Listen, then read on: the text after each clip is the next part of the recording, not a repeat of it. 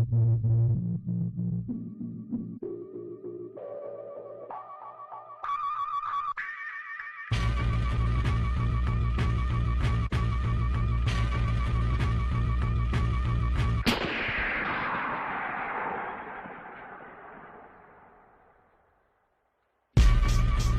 glowing bright, obsidian, axolotl amphibian, unelemental chemicals. Got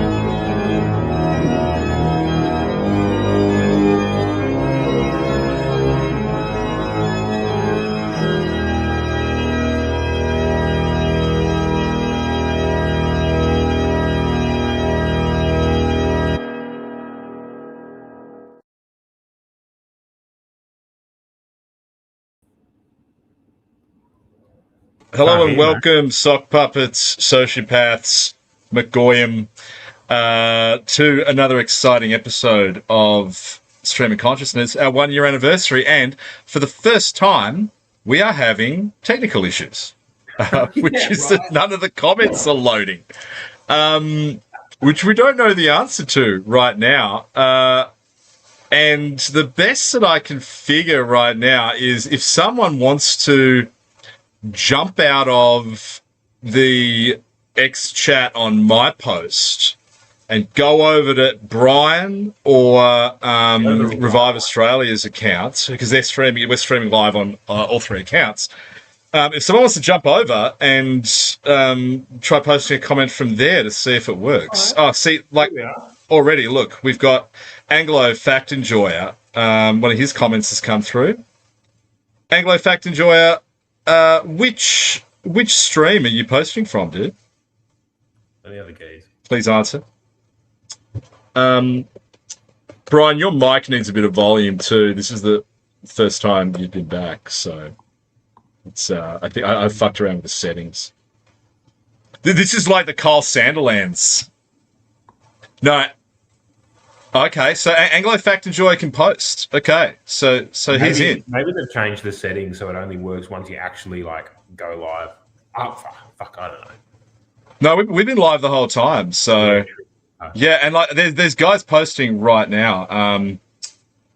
You know what I'm wondering is it because so many of you guys have bad account names, but like I mean, some of our regulars like Buyback Capital's in there. He's posting.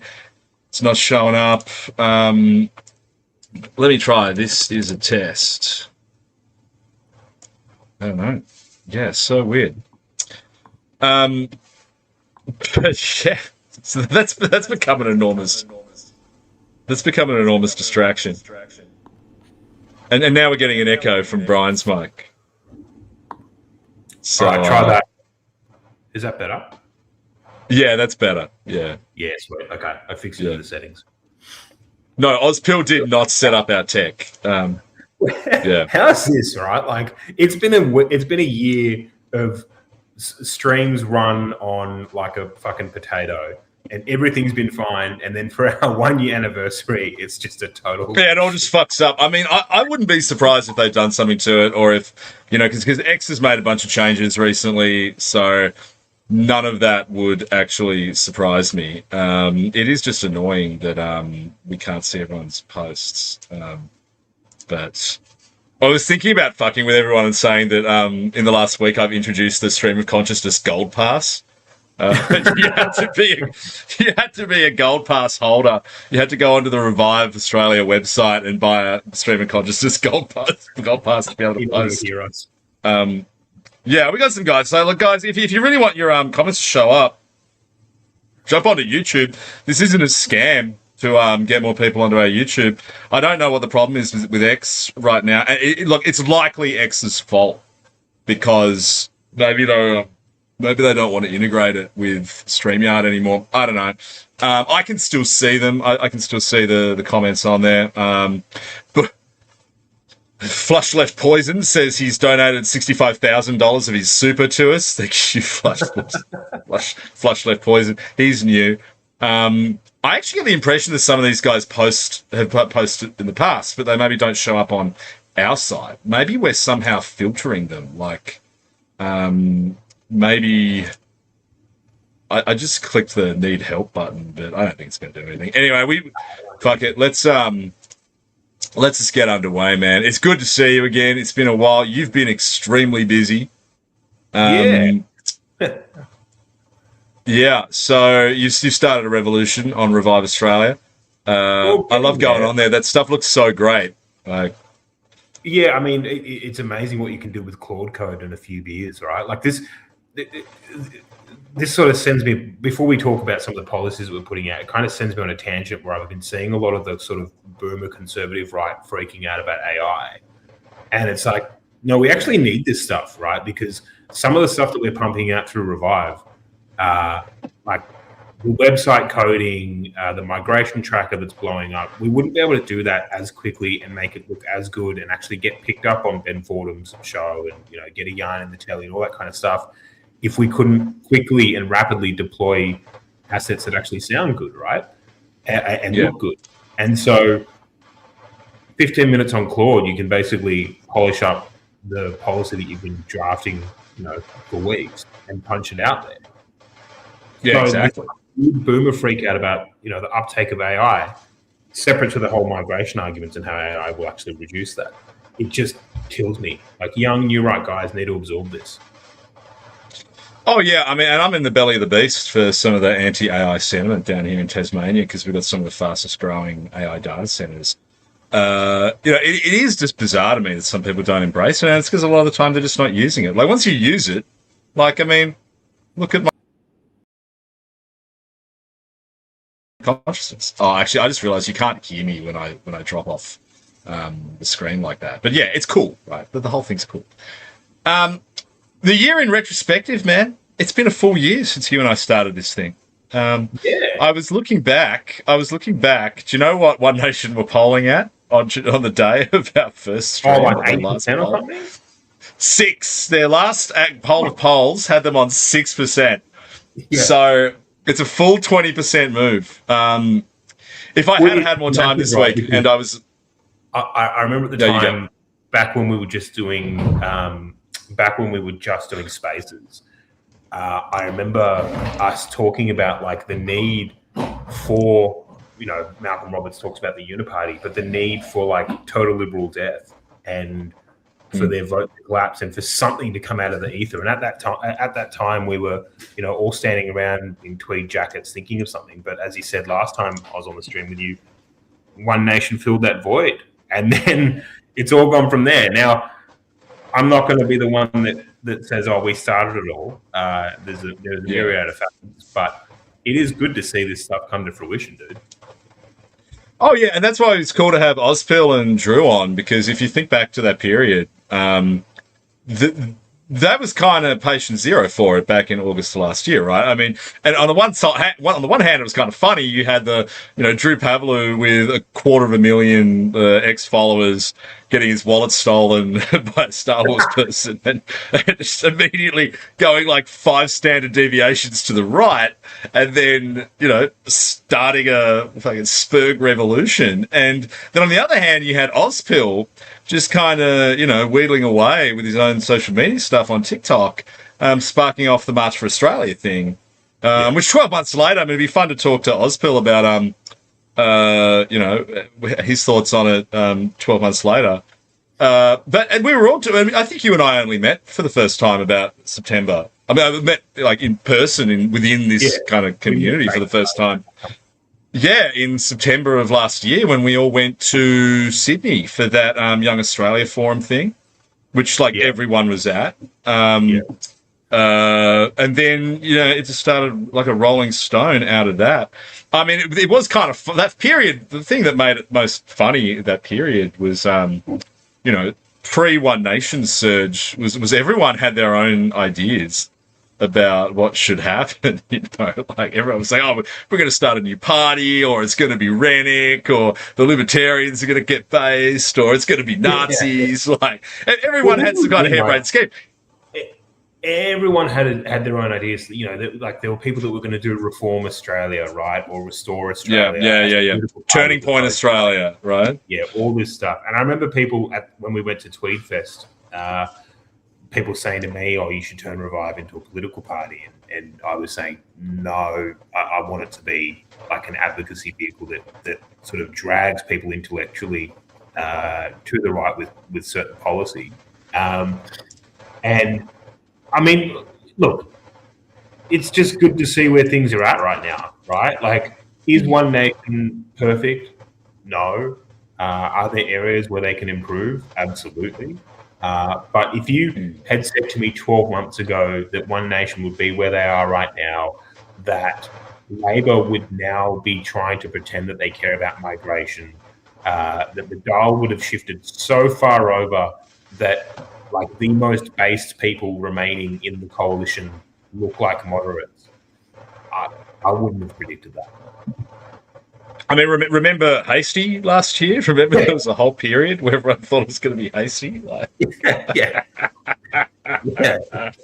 there's some crazy stuff happened, man. There was some crazy moments in there. I mean, look, the March for Australia thing, I think, credit where it's due, even though we do kind of take the piss out of those guys a lot. I think that really did spark it off. Buyback Capital, who has come in on his YouTube account, just said Bondi has had a lot to do with this. Like, absolutely. Yeah. I mean, actually, Bondi and also internationally, the Charlie Kirk thing, remember? And I think that's when you and I first started to get really active with the Revive, that was one petitions and stuff, right? Yeah. That was one of the first campaigns, and it went gangbusters. I mean, one of the other cool things about having Drew on tonight is, he was kind of patient zero for a whole strain of what is now like mainstream accepted thinking in Australian migration politics, which was came from Drew's Drew's live stream with Kos Samaras. Yep. So, there's been some crazy things happen in the last 12 months. And then the media reaction was exactly what we always thought it would be, which has been deranged, utterly deranged. They're still deranged today. Even though there's obviously some wise old owls inside the Labor Party saying, hey, we need an immigration position, like, it's clear that a lot of them are, deranged on it. Like, I mean, I saw that Jason Clare thing today where he's now saying, we need to future-proof our universities against One Nation. Like, you're going to see so much of that language over the next 12 months. Like, we got to just like throw in landmines through the whole public administration so that One Nation can't change all of our favourite things. I mean, I don't know. There's these things called laws that you pass in the parliament. I don't know if you necessarily, I don't know if they've heard of them, but you can change them. So that's going to be fascinating. I mean, the latest stuff you guys are doing at Revive, the Migration Watch thing. I mean, also, of course, Jordan, it would have been great to have Jordan Knight on tonight, whose work on Migration Watch kind of sparked a lot of things off as well. It also would have been cool to just have like a giant floating M on the screen with a disembodied voice. This is noticer editor.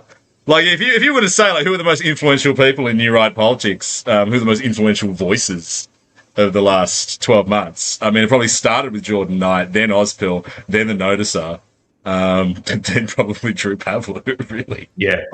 That's and it. Then two retards on a stream having them on, right? Like, we didn't even do much. We just put something together and let them talk. We don't even do much. Like if you're watching on X and we can't see your comments, like it should be abundantly clear just how little we do. I'm really pissed about that because, but I figured out why. It's a technical issue because if you look at the stream right now, it is on a massive, massive delay.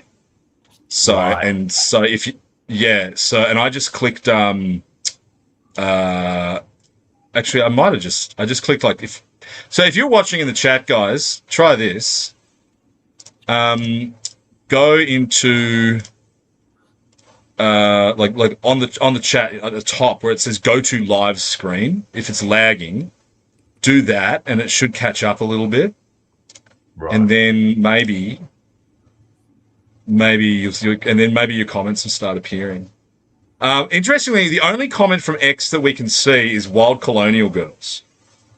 So her comments are showing up. Everyone else is not showing up. And there's like heaps of comments in there. Anyway, I'm just going to watch them. And if anyone says anything particularly cool, I'll read it out. So, sorry guys. But, we got all the regulars in there, and they're all.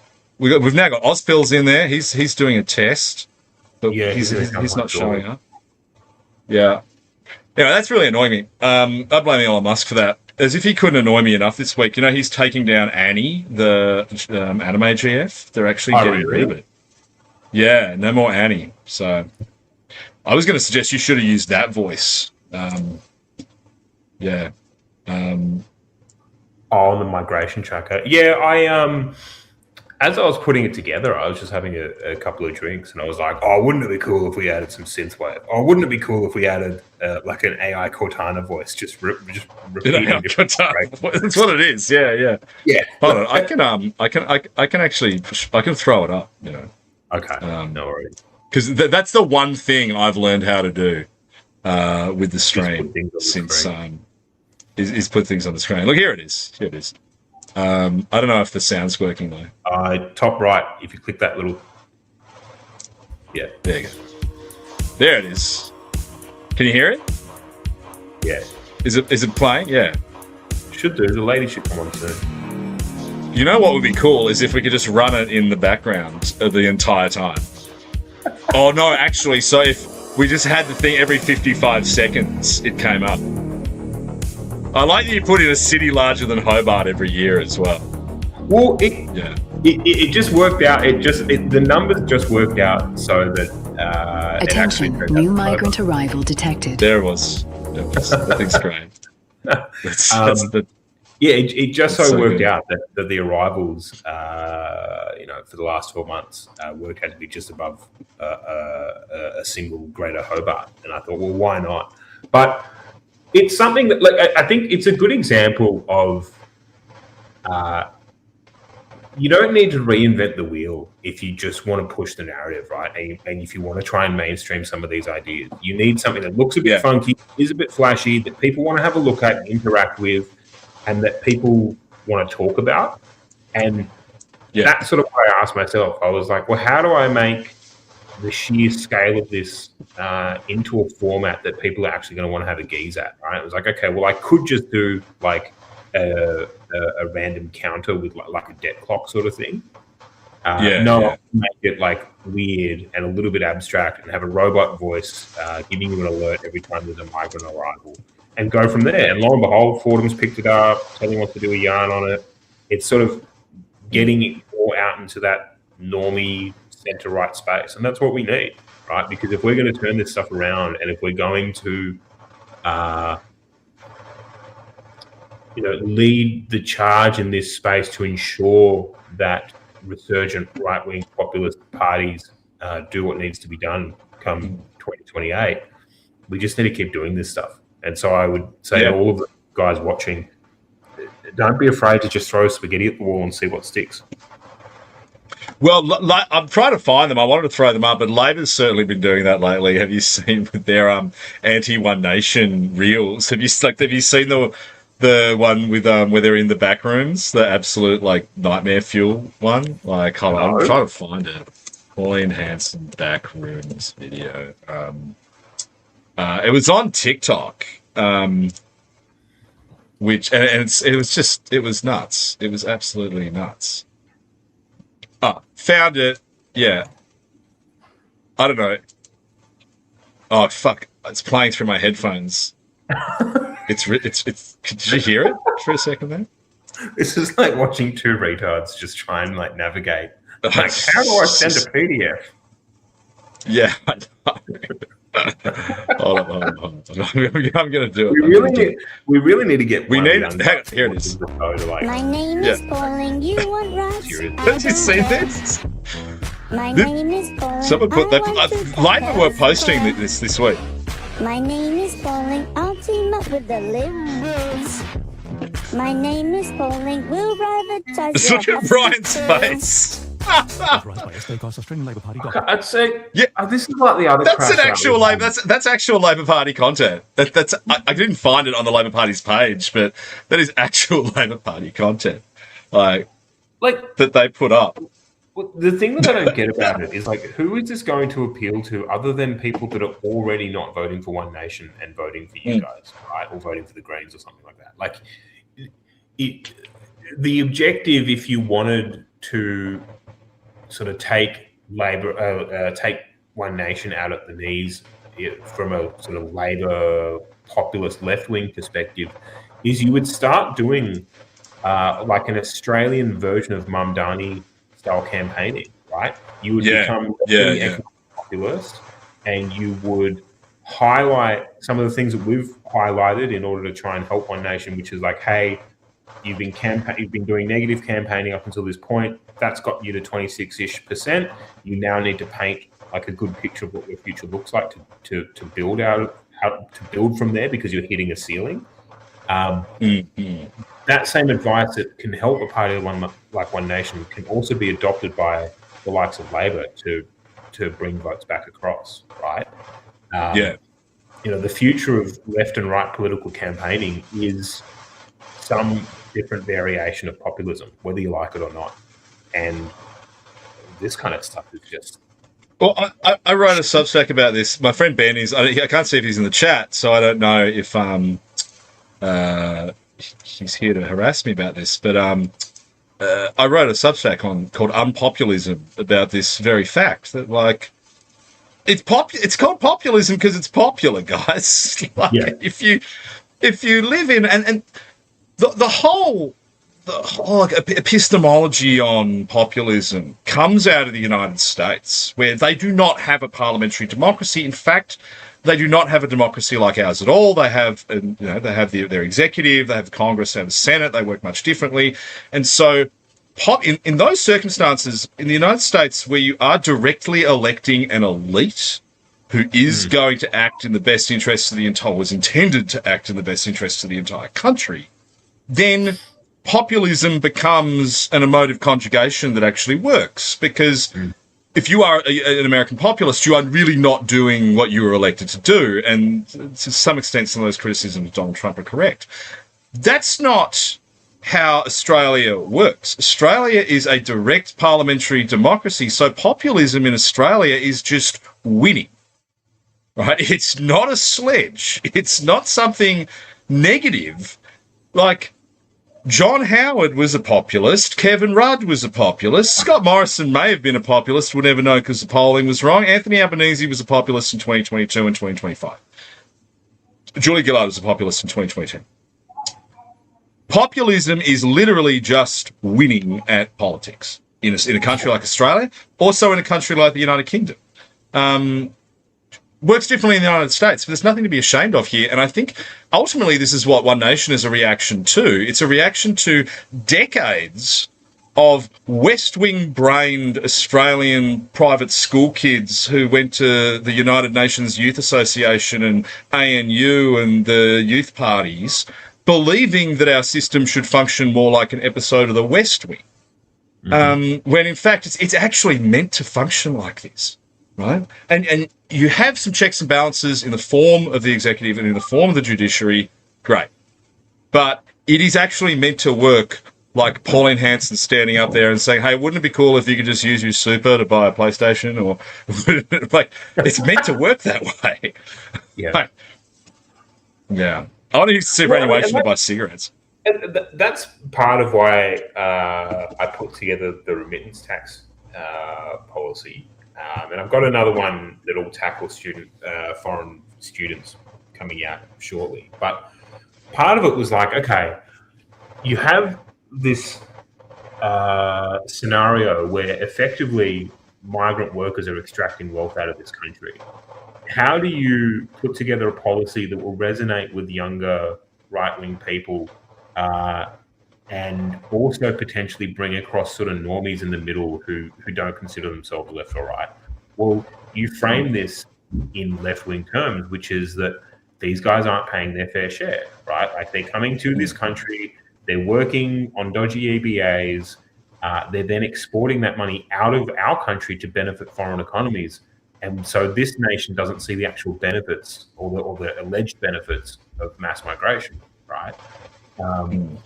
And for a while, when I was putting the policy doc together, I thought, this might land a bit flat. People probably won't resonate with it because there are a lot of people, even just getting their head around what a remittance is and why we should tax and all that kind of stuff. It's sort of several steps along. But, man, it got picked up. And it's been picked up and run with, and there's people in Parliament who want to meet and actually discuss what it look like and how much we generate and how much we have to pay to enforce such a policy if it were implemented. So again, I think it's just a proof of what you were saying, which is you can take sort of wonky policy and then just throw a rough kind of populist set of filters over it and language over it, so that it gets a little bit more momentum. Yeah, I mean, a good example of that, and we should release it one day when we do have a remittance tax, but, I mean, remember that original policy paper I sent you where I said it had to be between 5 and 15%? Well, that's a perfect example of that. Like, if we were sitting in DPNC and say, and in an actual populist government, and they said, hey, come up with a remittance tax policy, it would be 5 to 15%. But we're not. We're just sitting on a live stream going, yeah, fuck you. We want a remittance tax, 30%. That's the absolute correct thing to do. And this is what I don't think a lot of commentators truly understand about One Nation right now, and which I don't know if One Nation even understands about themselves. Like, what they're doing, I mean, it's going to be, they're going to have the same issues that kind of Trump did, where you go in, you have these great populist policies. Can you do them in government? Probably not. Like, some of them you won't be able to do. You won't be able to build the wall as high or as much of it. You won't be able to send everyone back. Like, you know, there's always going to be limits that are just imposed by time, competence, and bureaucracy. But, you know, that doesn't mean you can't, you know, go as hard as possible in the beginning. Hey, now, we've got our first of our guests has just jumped in. The Honourable John Ruddock, MLC, has come in to wish us well on our 1 year anniversary. Welcome, John Ruddock. G'day, mate. Thank you, gentlemen. Congratulations. I've got to try and start up I've got you guys playing for the second. Your audio sucks, dude. Your audio is terrible. I don't know what the hell is happening tonight. The CCP or someone is messing with us. Are we in? I think it's... No, there you go. You're back. You're in. Welcome. I don't think you can hear us. You know what? Don't watch the X stream. Don't watch yourself live on X because there's a massive delay on that. That was the problem. Yeah. There's a huge delay on it. Congratulations on the 1 year anniversary. I'm looking forward to the 10-year anniversary. I'm looking forward to the Jubilee year. So keep going, gentlemen. You're on a roll. And you're on a roll too this week, John. How are things going in New South Wales Parliament? Well, look, the budget estimates is this week. Okay, so I've had all day with Penny Sharp and all the climate change bureaucrats, all these criminals who are inflicting this renewable rollout on us, which is just a catastrophe everywhere. Every single business out there depends on electricity. Electricity is everything. We've got the world's best supply of the world's best coal all up the east coast of Australia, and these idiots are trying to send us back to the age of the windmill. We've got to burn more coal. I've been saying this for a long time. We've got to burn more coal to power compute to solve climate change. That's the plan. That's my plan. I've done the math. It's going to be quicker. Well, look, it's actually going to be quicker to get to 0 point energy that way. Yeah, we can save the world. We can save the world with coal. That's he says, wearing his Matt Canavan high-vis vest. Look, the temperature of the planet, one thing we can say with certainty about it is it's never stable. It's always moving around in some direction, okay? So we just happen to, for the last 10,000 years, had a remarkably stable, reasonably warm period, okay? But I mean, if we've got to move in the future, if we've got to go 5 degrees either hotter or 5 degrees colder, okay, now it's not going to be great either way, but I'd much prefer to get 5 degrees hotter. Speaking of temperature, things are hotting up in the ICAC investigation. What's your latest take on it? I think the tide has turned on this one. I think big time. Even the Sydney Morning Herald, Bevan Shields himself, the little lieutenant to Kate McClymont, he's come out today and they've been building up Dallas McInerney for 3 weeks as this big, Bond villain type figure. And he's a top bloke. And everyone loves Dallas because he's a really good guy. He's really great company to be around. I went to university with him. Okay. And they built him up to be this big bogey man. And they were building him. And then they're saying he's 3 days away. He's 2 days away. He's 1 day away. Dallas is on tomorrow. The blockbuster. They're using all this dramatic language. And then Dallas goes and sits in there very politely, very intelligently, very reasonably, very soberly, answers all their questions. And even Bevan Shields has got to come out today and say, well, it looks like they're a long way away from actually getting any criminal conviction here. Okay, so that's the Sydney Morning Herald saying it, the press agency for the ICAC. So I think it's going to look. They were doing it to hurt the Liberal Party in the coming election. I don't know if the Liberal Party's not their problem at the moment. Anyway, look, Dallas is back on the stand tomorrow. Now, look, it's. I saw that. Wonder what that's about. So I reckon they've done private hearings today and yesterday. That's why he's coming back. That's interesting. Yeah. Well, that adds up. Yeah. Well, look, Ben, Yeah. look, everything we've seen so far, nothing is going to go close. I don't even think ICAC will write to the DPP and say, look, we think there might be a crime here. I don't even think they'll do that. But if it does go to the DPP, no one's done anything criminal at this stage. But look, it does get a little bit interesting in coming days and weeks. It's going to be long. It's a marathon, not a sprint. I was glad for 2 days where I didn't have it on and I could actually get some serious work done. So thank you, ICAC, for giving us 2 days off. Maybe one day we'll do a stream of consciousness ICAC live stream just so we can take the piss out of it. You know, with Red Peg. Yeah. I like it when Red Peg gets offended at conservatisms. Well, maybe Yeah. maybe you guys could be at the front of stand on the street and interview them as they're coming in. Interview the journalists coming in. Say, what lecture you got today? Yeah, actually, wouldn't that be funny if we showed up and when they were finished doing their walk and talks with the witnesses, we then did chase the journalists down the street with our own cameras? The only reason I wouldn't do that is because it's a very Avi Yemeni kind of thing to do. And I don't want to be accused of Yemeniisms. So, No, we Yeah. don't be accused of a Yemeniism. no, well, it's been a fun year, and thank you very much, John, for being an early sock adopter and carrying the torch for us in the corridors of power. I think because we got some mentions. We got a mention from you in Parliament this year. Well, that was in response to the Australia Day thing. No, Anzac Day. The heckling. Oh, yeah, that was another big thing that happened in the last 12 months. Forgot about that. And I heard you say, you said, look, I wouldn't have done it because I'm like too polite. But, you know, myself and others were quietly saying, good on them for their having guts. And I thought, I'm going to read that in Parliament. I'm going to attribute it to John McGowan. But I did plagiarise something from you recently. Oh, yes. Made Ben Fordham laugh. And really? I didn't attribute it to you. You said just casually in a comment on Twitter, you said, so far it's the Independent Commission Against Catholicism. Oh, that's right. Yeah. No, that's a good one. You can take that and run with it. Yeah. I'm a charity when it comes to funny takes. You know, it's no one pays me that much for them, so everyone can just use them. Yeah. I'm just going through the comments on X. I think our viewers are slowly migrating over. But someone did say something pretty funny. Hold on, let me scroll back to it. We've got a few comments saying that the ICAC is messing with our stream tonight, so we can't broadcast. They're all dropping out now, and our viewership is way down. Have you noticed that?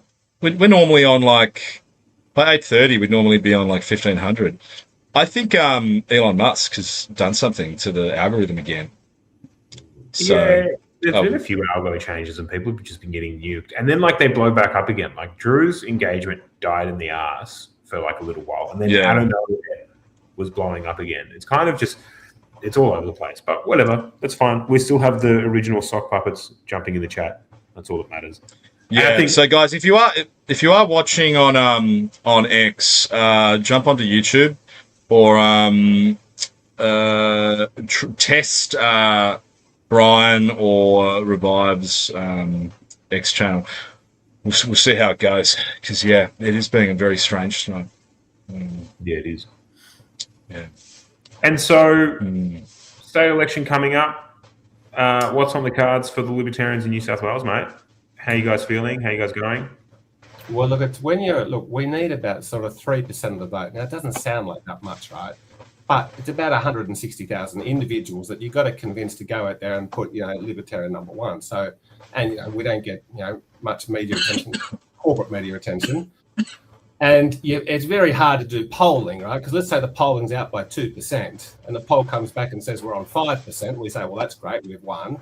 But it might be margin of error. We might actually, we might say 3%, we might be 1%. We've got no idea. So all we can do is do our very best, and we've got a terrific team, and I believe we're going to be running in pretty much every seat. I think that's quite likely.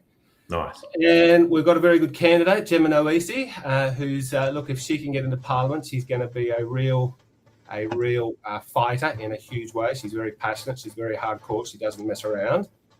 So that would be good fun. And look, I think if you've got two people there in that upper house, and they'll probably be, a handful of One Nation people, which we're sort of cousins with. So, you know, and Mark Latham will be there for another 4 years. So, look, I think, all the experts are saying, look, the problem with New South Wales, unlike any other jurisdiction in this country, is optional preferential. We're not forced to preference in New South Wales. Now, that's the Liberal Party and all the big parties, like from the Greens upwards, they could get exactly the same vote in Victoria that they get in New South Wales. But in Victoria, it would be very, very positive for Liberals and One Nation because they'd be forced to preference each other. But in New South Wales, where you don't have to. Now, in the past, Pauline has adamantly and firmly said, don't preference anyone. So her people have been handing out how to vote, saying, vote One Nation, don't preference anybody. Okay, well, look, you can't argue with the strategy up to this point because look what she's pulled off. So I am hoping, and I know there's, you know, key One Nation people would like to watch the sock puppets. I am hoping that on this, because it's going to benefit One Nation. Okay, if everyone's preferencing each other, it's going to preference them. It's going to preference libertarians. It's going to preference help the Liberals and the Nationals. Okay, so because the Socialists, everyone on the left, are brilliant at preferencing because all their party literature and all their party personalities say, "Hey, animal justice. Hey, legalise cannabis. Hey, Greens and, you know, Labor, vote for us. Number one, preference right down to the end. Now on the right, okay, we're not as disciplined. So that's a huge factor which no one's talking about. Right, we've now got Dan Ryan from National Conservatives has joined us.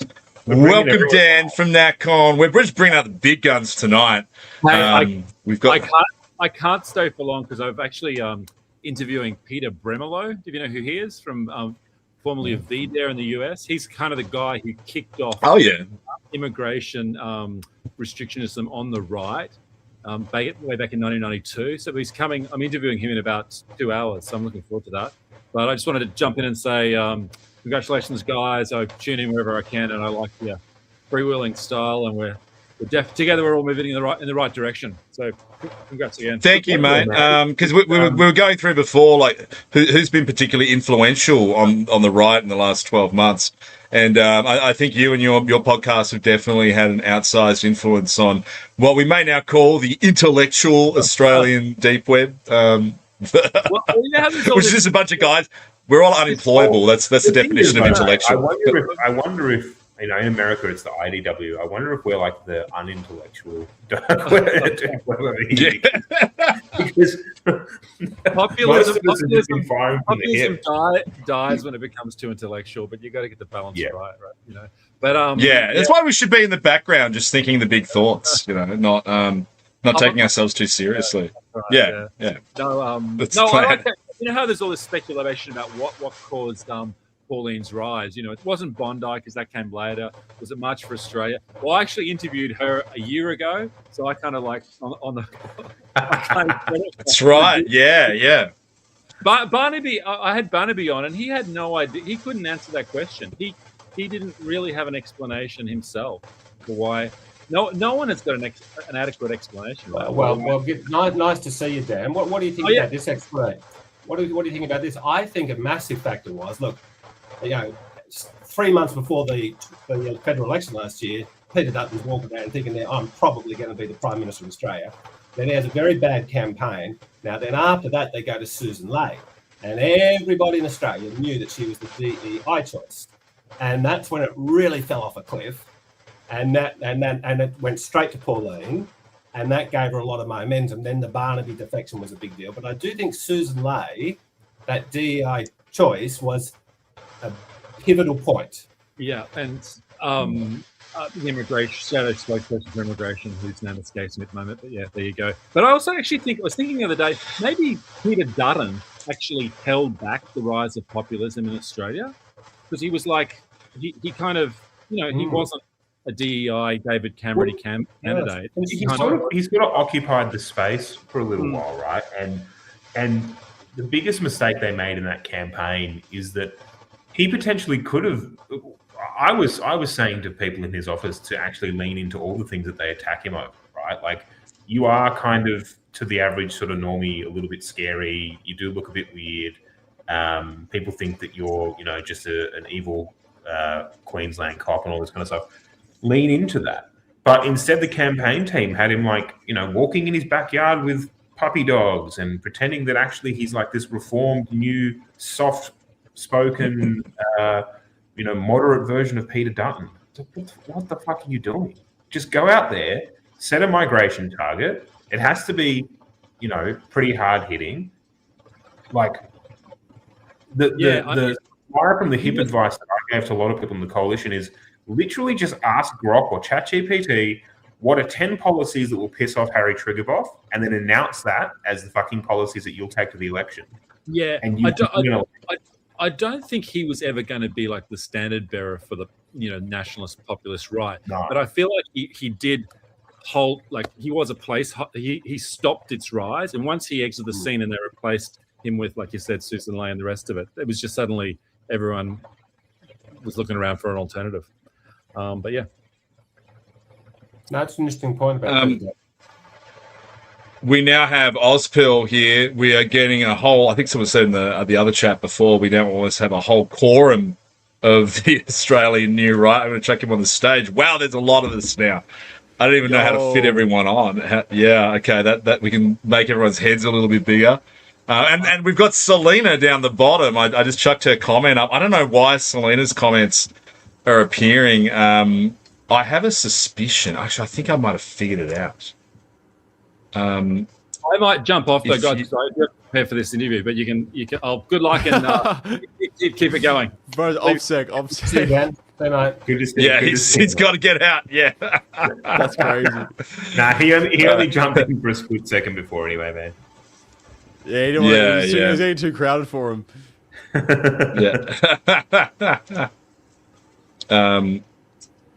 Yeah. Hold on a second. I was just putting up another video for that free speech rally, so that's why I was a bit tardy. Sorry, just administrative duties. It's all good, man. I guess now that you may as well announce it. So for the Sydney free speech rally, I'm going to be hosting it and emceeing it and managing it. So Hugo gave me a call a few days ago asking me to help out. And I said absolutely. So yeah, it's gonna be good, man.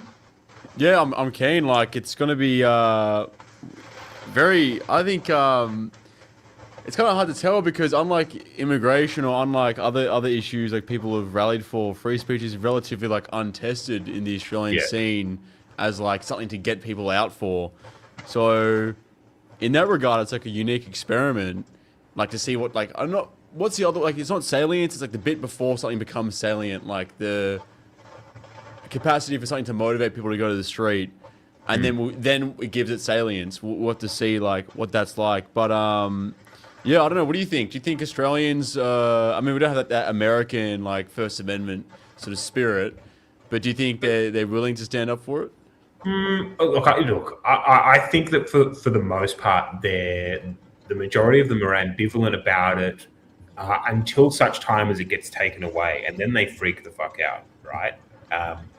But the problem with that is that there's that lag, and then the things that are the thing has already been taken away from them. So, being realistic, I'm not going to expect the kind of crowd sizes that we had with the first March for Australia because it's not as salient of an issue for them as walking outside and noticing that they're just in a Star Wars episode, right? Yeah. That being said, though, for something like this, I don't think that you need huge numbers. I think that you need the right individuals out there saying the right things that you can clip up and push out to the wider audiences, and then sort of harness that message and direct it at the key areas of influence, right? Federal Parliament, and right-wing media and all that kind of stuff to try and what's the word I'm looking for here, or what's the analogy I'm trying to suggest here? You're trying to take that issue and blow it up specifically in those areas of power or in those institutions of power. So it's still important that as many people come out to the rally as possible. We'll be announcing speakers as we lead up to 30th of August. But yeah, I think it's going to be interesting to see sort of how many people turn out, and then what the response is in the media, right? And what the response is by federal parliamentarians, and who actually bothers to turn up. And I like I'm just going to say it now. I have zero interest in anyone from the coalition coming unless they're specifically going to commit to doing something to actually preserve free speech in this country, right? Like I don't want to hear leaving the coalition, right? Like I don't, yeah, right. Like are you going to cross the floor? Are you going to actually push up a private members bill? Are you going to push something through Parliament to actually try and fucking protect speech in this country? If it's I'm just going to come out and say it's really important, fuck you, get out of the way, because you've said that for the last 10 or 15 years and done nothing. Yeah, no, true. Like I think I'm just like. I mean, I take a more hardline stance on the coalition because, like, at this point, it's pretty hard for like anyone who's still in there, even in like the Young Libs, to pretend like they're standing up or they're standing for a party that has like any virtue left other than like caving in for the demands of any lobby, business or ethnic, at this stage. So I'm a little bit more aggressive in that regard. Hey, since it's our anniversary episode, we wanted to take you back to the beginning of this strange new epoch we live in. This time last year, you were getting ready for the first March for Australia. What's it been like for you in the last 12 months? I mean, obviously, you went from being a pretty a content creator that we were all fans of to being like a lightning rod for criticism, the poster child for Australian nationalism. Has it been going for you these last 12 months, and where's your head at now? Well, I think like it's obviously a better place to be in our politics now in Australia. Like since then, obviously One Nation's like usurped the Liberal Party to become like the right wing party, and overall there's been, I think, a lot of institution building on the right, which has been good to see. Like, be it, for example, with Revive Australia, like coming into the fold now and like producing tools like the migration tracker, which would have been good to see Jordan Knight do if Migration Watch was still around. But nonetheless, it's just like more institutions being built, people like professionalizing, and sort of like it actually becoming a movement that isn't just like, oh, I can make Agartha memes on TikTok and otherwise like play with the news that's coming out of Europe and America and like find that as like an entertaining like source of content, but rather now it's like our politics is the entertaining content. And it's almost like, I think in the last 12 months I've become like, I've actually like stepped into Ozpil. I feel like before that it was just like the name, and now it's like I actually can talk about Australian politics and it's interesting and people are attracted to it in a new way. Like it's even like good to see that the Socialists had their students walk out for Pauline protests, albeit I think that was kind of a flop for them in terms of attendance. But it's like good to see that like things are, there's like such a greater interest and less like this general apathy we've had in our politics, which is why I'm hopeful for this free speech rally to, I guess like all our like data set is like based on like the last even decade of Australian politics and that apathy I mentioned. But I'm hoping like now that we've sort of broken out of that, we can make these things entertaining, make free speech an issue. With salience, someone's asked how many times I'm going to say salience. Probably a lot. Now it's in your head. It's stuck in your head. Exactly. But it's like, I guess like in the last 12 months, it's just like more exciting. It's more fun. We're winning. And Well, the thing it's the zeitgeist. That's what it is. It's a zeitgeist. The thing that I'm really happy with is, we were talking about this a year ago, which is that there needs to be an Australian lens on this sort of new resurgent populist right movement. Because for a while, a lot of what was happening was just, we'll do reform, but in Australia, or we'll copy MAGA and then slot Australia in for America. It's like, no, you need to do this through the Australian lens, focus on Australian culture, and actually build something up that has its own unique brand, right? And that's now sort of coming to fruition. And you're seeing it on the left as well, and I'm all for it. Like, a lot of people freak out about the growing political extremities that are happening. I don't know. I think that's kind of fun. Isn't that the kind of campaigning you want to do? Isn't that the kind of electioneering you want to get involved in? Because that's when it actually matters, right? No, it doesn't matter in 2014 if you're voting for one party that's going to like index, Apple import excises at a certain percentage versus the other. None of that fucking matters. This is like, It's civilizational. That's when it gets fucking fun. And maybe we'll lose, and that'll be terrifying. But I reckon we'll win, and it's going to be fucking great. Yeah, look, I mean, it does feel like we're kind of winning. I mean, it's been ups and downs, but it's 12 months on. It hasn't completely self-destructed. We've definitely seen, who's sincere about this stuff and who is in it to try and make a buck. And the evidence of that is no one's made any bucks except Topher Field did go to America. I mean, someone had to have paid for that, I guess. We're still just spending money. We're not spending money tonight, though. Our ad got blocked, so I don't know why. And I suspect that's why X comments aren't showing up. I don't know whether someone complained about it or if it was because I put it on put on some DRM music or something. I'm not sure. Oh, look, there you go. Now I fit the comments on so we can see John's head. Okay. There you go, John. There's a nice message from Collide Rule for you. Yeah. Good to see you, Ozpill, and thanks for what you're doing around free speech. You got me thinking with your opening comment about saying, that we've never really had a rally in the streets in favour of free speech, and you're right. And I was thinking, there was up from the First Fleet until the mid 1820s, there was no free speech. But in the early 1820s, there was this big campaign to start a privately owned newspaper. There was a government newspaper before. And that was a big deal. And then we won.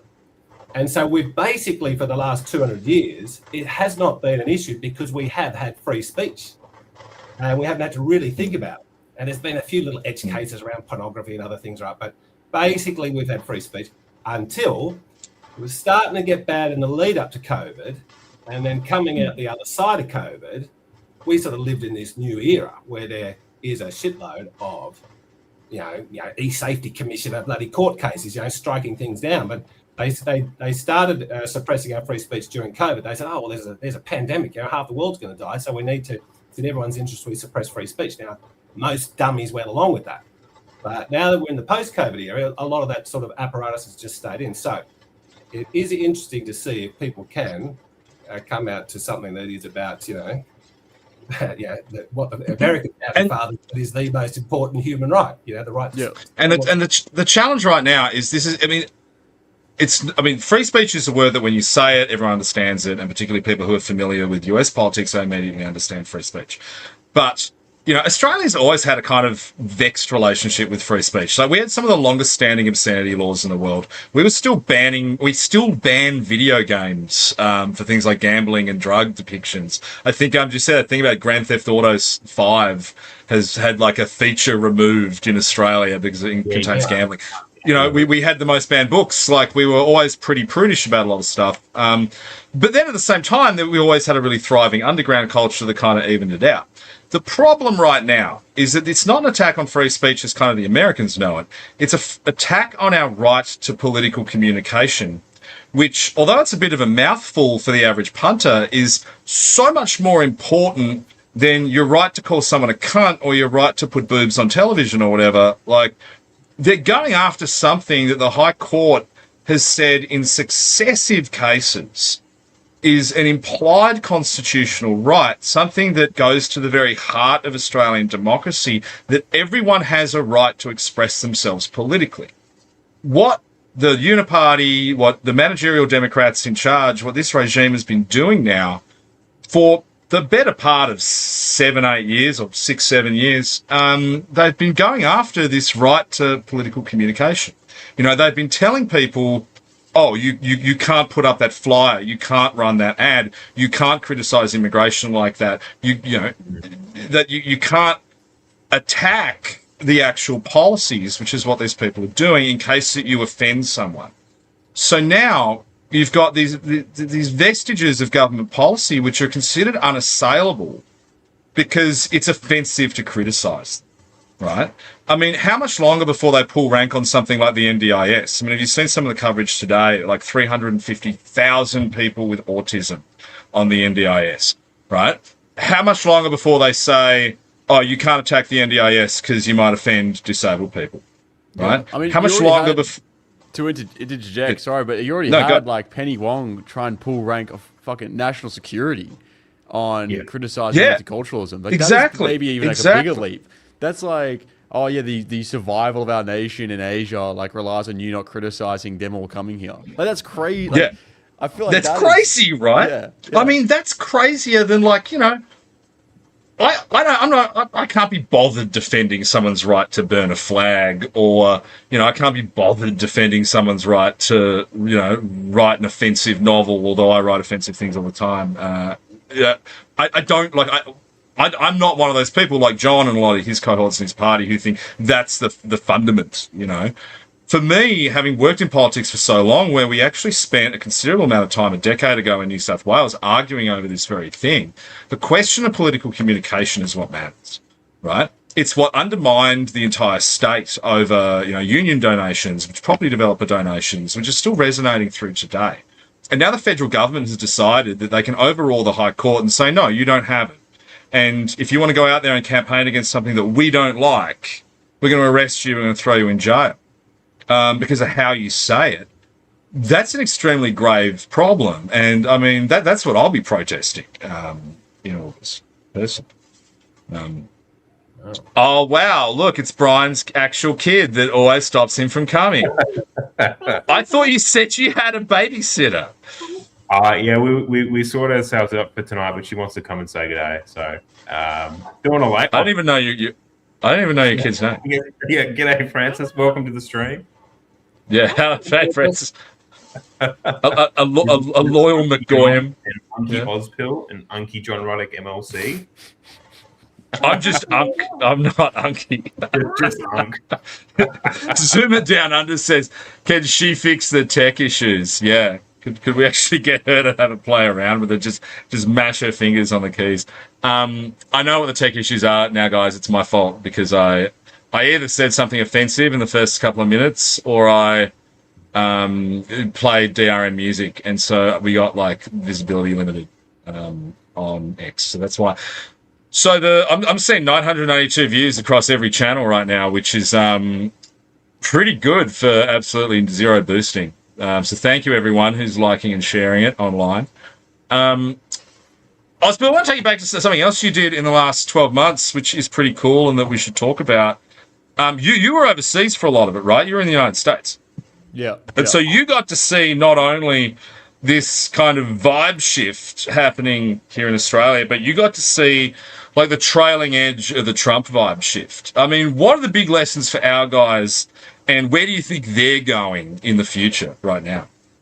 Well, man, it's kind of like a brutal reminder. Someone in the chat said, oh, we're living in 2016, like V2.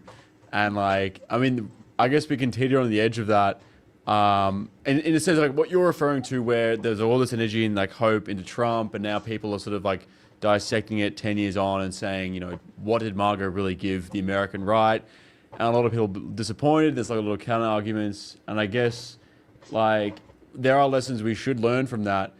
And I think the key ones all had to do with like the people involved in, you know, the administration or the party, because it's enough for, say, you know, Trump talk about mass deportations and building a wall and such, but then, you know, in 2016 when he got in, there was issues with staffers not really like carrying out those, like, you know, the commandments of MAGA.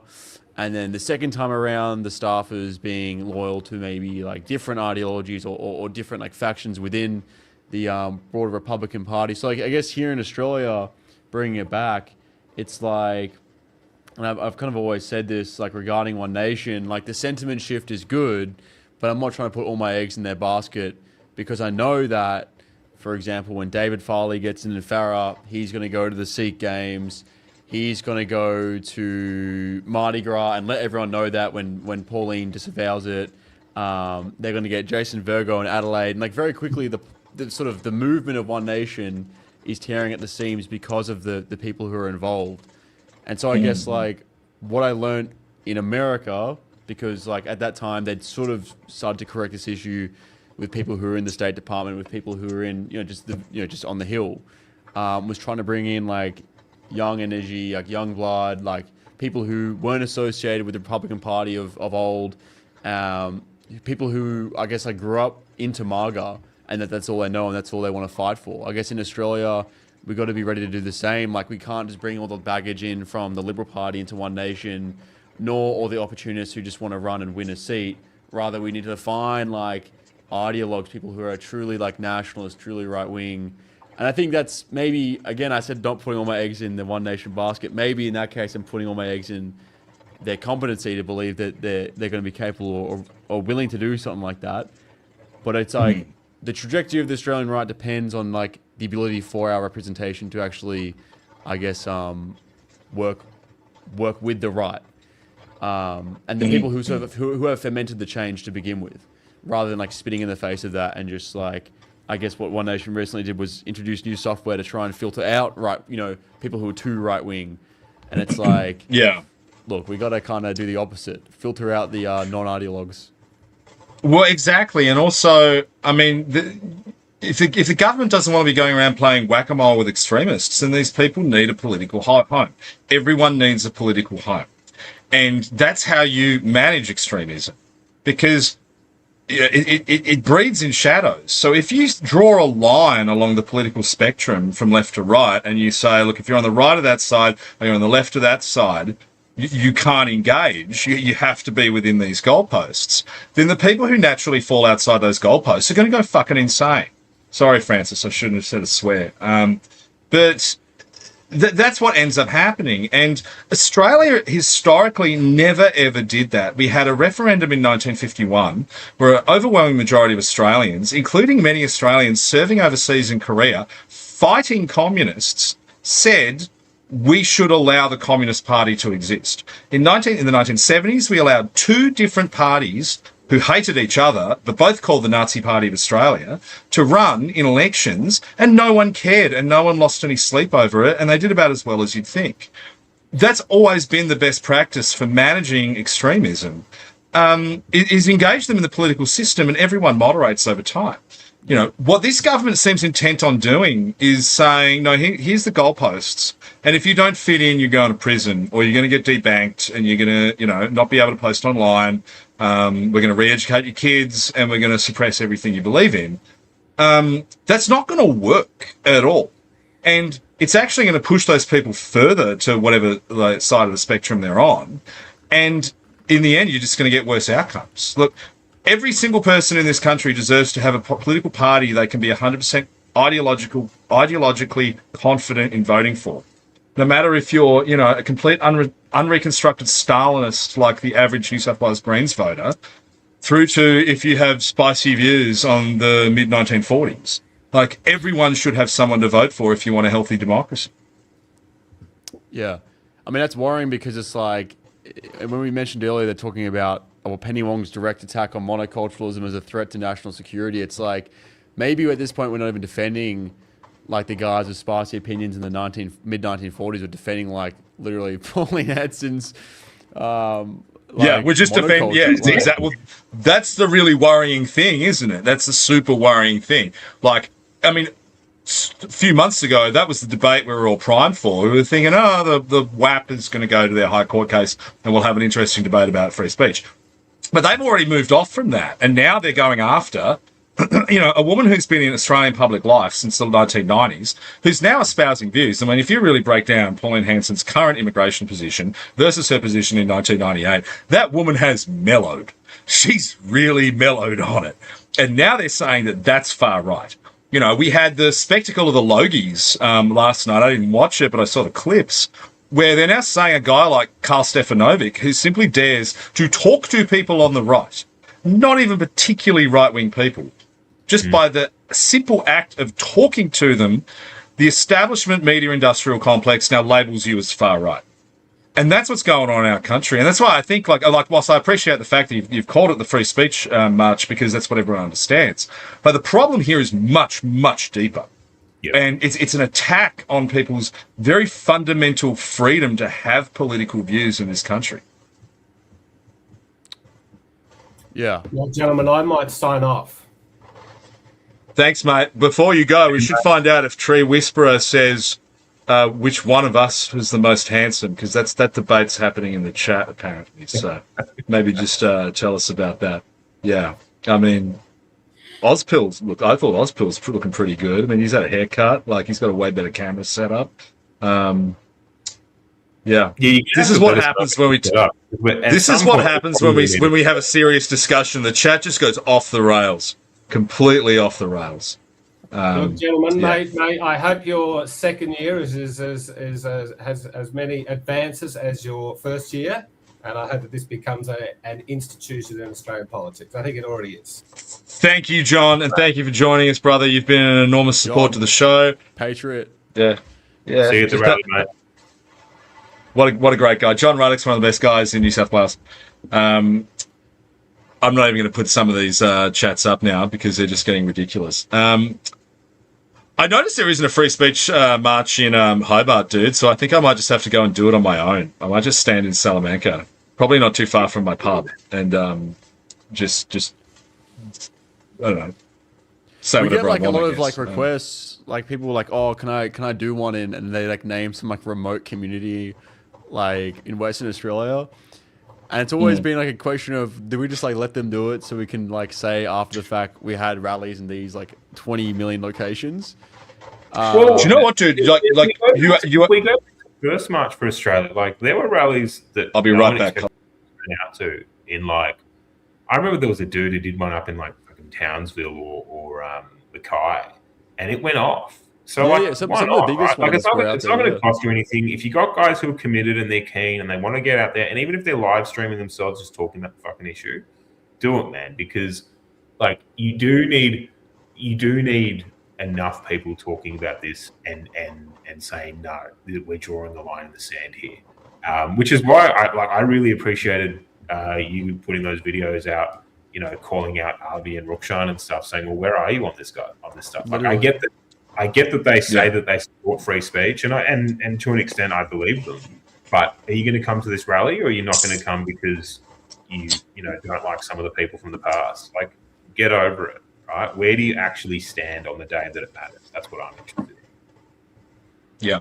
To your first point about the little guys, I mean, there's a fascinating phenomenon that happens in country towns that I've seen over the years, and I've particularly seen here in Tasmania, where you'll have, like, there'll be a tiny town, there'll be 20 young guys all the same age who all know each other, and they'll naturally all have the same politics. And so you'll get these little, like, you know, manabuns emerge of young guys who get behind something. You know, I think it is worthwhile engaging them.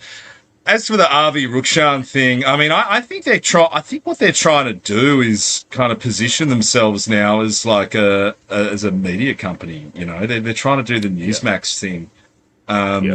Look, it's like the meme of the two astronauts, you know, going, wait, it was always a grift? Yeah, it was always a grift, like the whole time. Like, I think we all know that. You know, I look, I respect it, but I don't, you know, I don't think they have that much like kind of intellectual value at this point. It is just annoying that they seem to be becoming the media outlet of choice for One Nation at a time when I think they need to engage a bit more widely with people on our side of politics. Hold on, I'm going to swap you David and Jones pill over. Yeah, but put the chat. I think we got like, Scully and g'day, Skull. Ozpil, how are you, legend? I'm good. I was just gonna say, like, instead of I guess Avi is like a good sort of battering ram, because it's like kind of crazy that he refuses to disavow these hate laws and the ECAJ like any more than he like quote unquote has.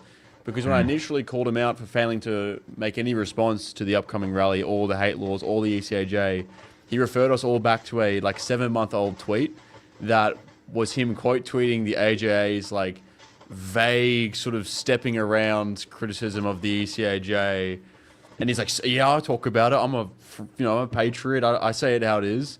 And it's like this thing he just can't do, which is like talk about it. And so each time you press him on it, it like raises the consciousness around the issue. And also he, talk about lightning rods. Yeah, he's a big name like since COVID.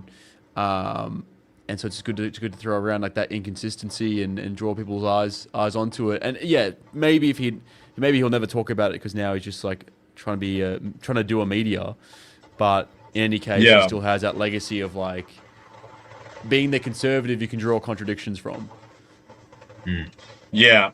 I mean, so much of the stuff that they put out, I mean, I don't want to use the word slop, but it hasn't substantially changed since COVID, right? I mean, what they were doing during COVID was, just walking around with microphones, harassing people, trying to directly antagonize authorities. Like, none of that's really changed. It's like they've replaced COVID with woke as their boogeyman, It's like, there's woke particles in the atmosphere that they don't want you to get vaccinated against. I don't know what they're trying to achieve with it. They don't have a political ask beyond vote for One Nation, buy stuff from our merch store. They don't have any policies that they're wedded to. I mean, they got seriously into that group voting ticket thing, but only out of self-interest because Avi started that joke party that I think is just rank and undermines parliamentary democracy. I don't think he should ever have been allowed to do it. He got really agitated over that last week, but I've never seen him advocate for any other policies. We were live streaming his live stream last week and taking the piss out of it. Minor black pill here. Some of the guys in the comments are right, though, right? Some guys are saying, it's boomer bait. But as Nathan Swindon's saying, like, the normies love it. And it's true, which is that I guess that's what One Nation as a political entity sees, which is like, a lot of this stuff is slop and a lot of it is pretty kind of cringe, but there is an audience for it. And eventually that audience is going to shift, right? Like, like people over in America are kind of getting sick of the sort of Matt Walshy, Ben Shapiro, normie conservative crap. But at the moment, it still flies here. They still love the cartoons. They still love this fucking boomer bait. But we will move on. Yeah. We will step over it at some point, and it will be good. Yeah, I mean, I do a lot of social analytics, and I'm even seeing the boomers moving off Facebook at this point. Like, I don't even see that much engagement on there. I'm seeing a lot of the old kind of communities that used to glom around, closing up shop. Jake Hugh is calling this group the Dream Blunt Rotation. Thanks, Jake. We got a whole heap of new guys because everyone had to switch over to YouTube because of our X dramas. So, if you they're probably more valuable as well. Better ad money. Well, we don't get monetized because I'm an idiot who just keeps using DRM music on it. We keep playing like licensed music and then getting YouTube. Or I keep not crediting all the anime edits I use. I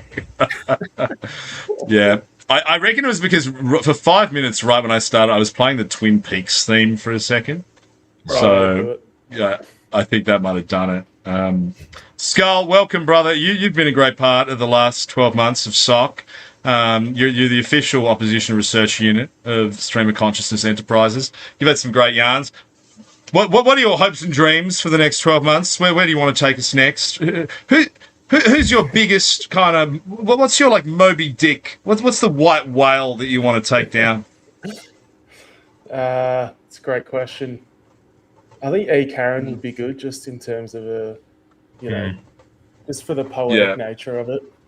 Just get her with some really dirty online but she's obviously probably really covered by some agency. I want to get her at a breakout session at Davos, just unleashing, just saying what she really thinks. We're actually officially blaming her for our stream troubles tonight. So I think that's the best thing to do. Yeah, it's fresh off. She probably read Nathan Sykes' article that said I own the noticer, and so she's vigorously suppressing me. It would be fun to get a Dr. Kaz or what the other one who talks about Atlas Network constantly. Because I want to get part of. I want to get on one of those articles. Because I mean, Ozpill, you've been Kaz'd. You've been Kaz'd so many times this year. Have you ever actually engaged with her online, or did she just block you? I think we had DMs at the very start. I didn't even really know who she was at the time. And she was doing the whole sweet auntie thing to me, oh, why are you going down this avenue of politics? And I was just Agartha posting. She's like, Agartha is like a far right reference. I'm like, I don't even know what that means, but like, yeah, like. I don't know if it's a far right reference. It's far to the west of Ukraine, where I understand the actual tunnel to enter it is. I've been pretty close to it in Donetsk. I haven't met her, but I've seen her in Hobart. She's hard to miss. Like I was crossing the street the other day and I actually saw her and I went, "Whoa, let's stop the cab." That's it? I nearly That's yelled crazy. something. Yeah, You should lives down here. interview. Yeah. Get her on The stream of psyop. consciousness. The psyop is Yeah. that the Tasman Bridge got taken out by that ship, but actually it was just Kaz. It was Dr. Cat.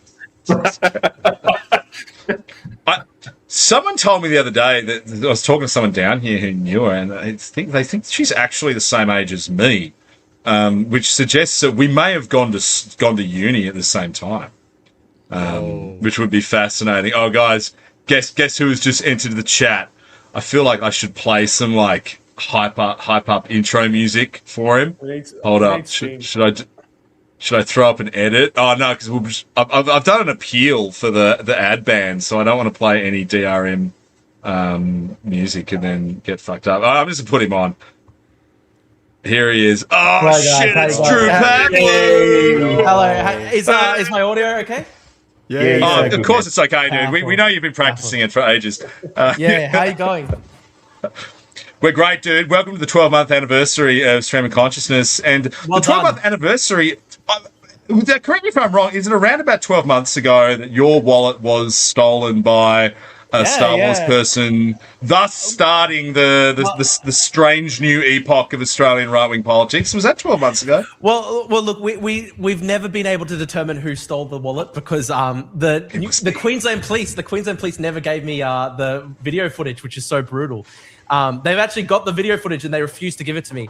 But yeah, it's been about. We got to get that. I know it'd be so interesting. I really want to know. James Flynn testing your ability to. It probably was. It was about 13 months ago now, I think. And Yeah. I think realistically, I was probably drifting right wing for a long time prior to that. I think like my last thread of like leftism was that I was originally really pissed off about Trump's Ukraine policy, and like I still think he should be stronger on Ukraine, but just past a certain point, I was like, I'm not going to support communists anymore. These people want to kill me, and I'm sick of it. Well, we were just talking about Agartha, which of course is in Ukraine, and it's what we're defending against the Russians. And the Greek Cypriots are invited to Agartha. Yeah, it's so true. Actually. They each have to be reviewed before they go in. Now, in the last 12 months, I mean, you have been as vital a figure in the Australian New Right as even Ozpil has, because so many of the things that you've kind of like injected into the discourse have gotten really big. I mean, it was 12 months ago, almost to the day, that you and I did that live stream with Kos Samaras, Well, that's for some crazy. of the viewers who somehow may be unaware, Wow. John, do you want to give us sort of a recap? Well, this is why we need the context capybara. Actually, I wonder how quickly it'll take me to actually find it on YouTube. Find it actually an actual video. The crazy thing is that at the time I was relatively friendly with Kos. Like, I obviously didn't like his politics, but like he didn't hate me on a personal level. And then it was about like 6 months after that he like decided that he really viciously hated me, and then he ended up blocking me. It was 6 months. I can't find it. That epic fuck up, right? And so I think through it's actually on it. That he began to hate you. Like you didn't do anything wrong. He just said he said a hate fact. It's in a 1 hour 40-minute video on your website. But look, I'll brief it for everyone. Basically, you invited me on to debate Kos. It was like it was like the Peloponnesian War. We had Greeks from each quarter of the country yelling at each other on migration, which I think was the Peloponnesian War actually.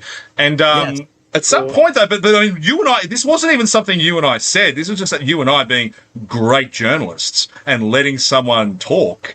Was that Kos just openly said, he said, yeah, the majority of Indians that come to Australia, they end up voting Labor. And you and I are like, well, what? There's no cross-examination. He wasn't under any pressure whatsoever when he dropped that. He like literally just dropped it out of nowhere, which is so interesting. Yeah. Yeah, it was crazy. He was boasting. He like at the time he liked saying that because he thought like it made us feel like powerless. Like they all vote Labour. Like this is just the facts. Like stuff you. And then we put it on every single TV network. Yeah. And he didn't expect it to get like.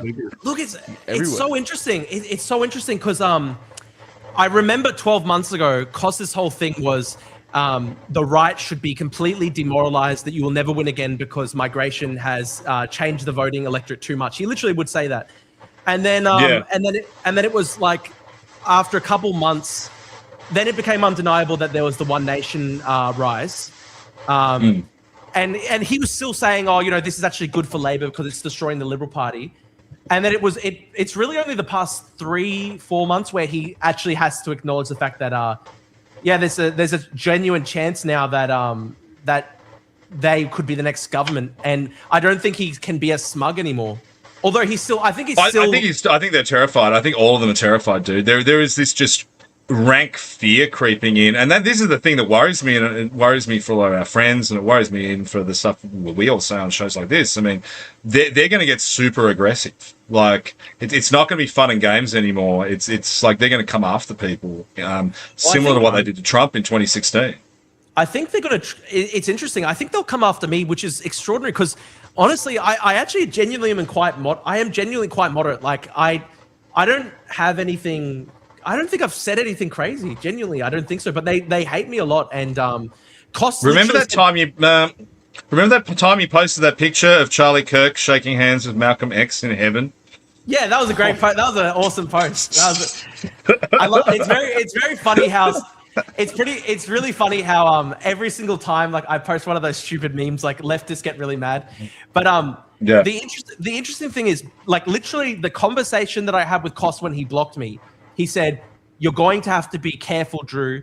You've decided to go down this path for grifting and getting money, and you may be imprisoned under the hate." I remember he like straight up legally threatened me.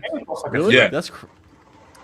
But isn't that a similar thing? Like just before he came on, when we were talking to Ozpil about his early encounters with Dr. Kaz Ross, who's one of your and my favorite online personalities. I think Kaz said that she was really glazing Hugo. I think she was saying, "Oh yeah, Hugo's handsome and smart, and he's really smart for his." I genuinely haven't you seen that? Yeah. I remember that some kind of like Annalee like anti-radicalization trick. Like is that how they try to do it now? She was fully glazing him. She was going like, "He's a very smart, talented young man. I don't know how he went down this path. He's very smart," like fully glazing. And I remember I commented, I was like, "Kaz, can you say something nice about me?" And she said, "Fuck off, kill yourself." So, but this is ancient. I remember this. Yeah. Yeah, it was interesting.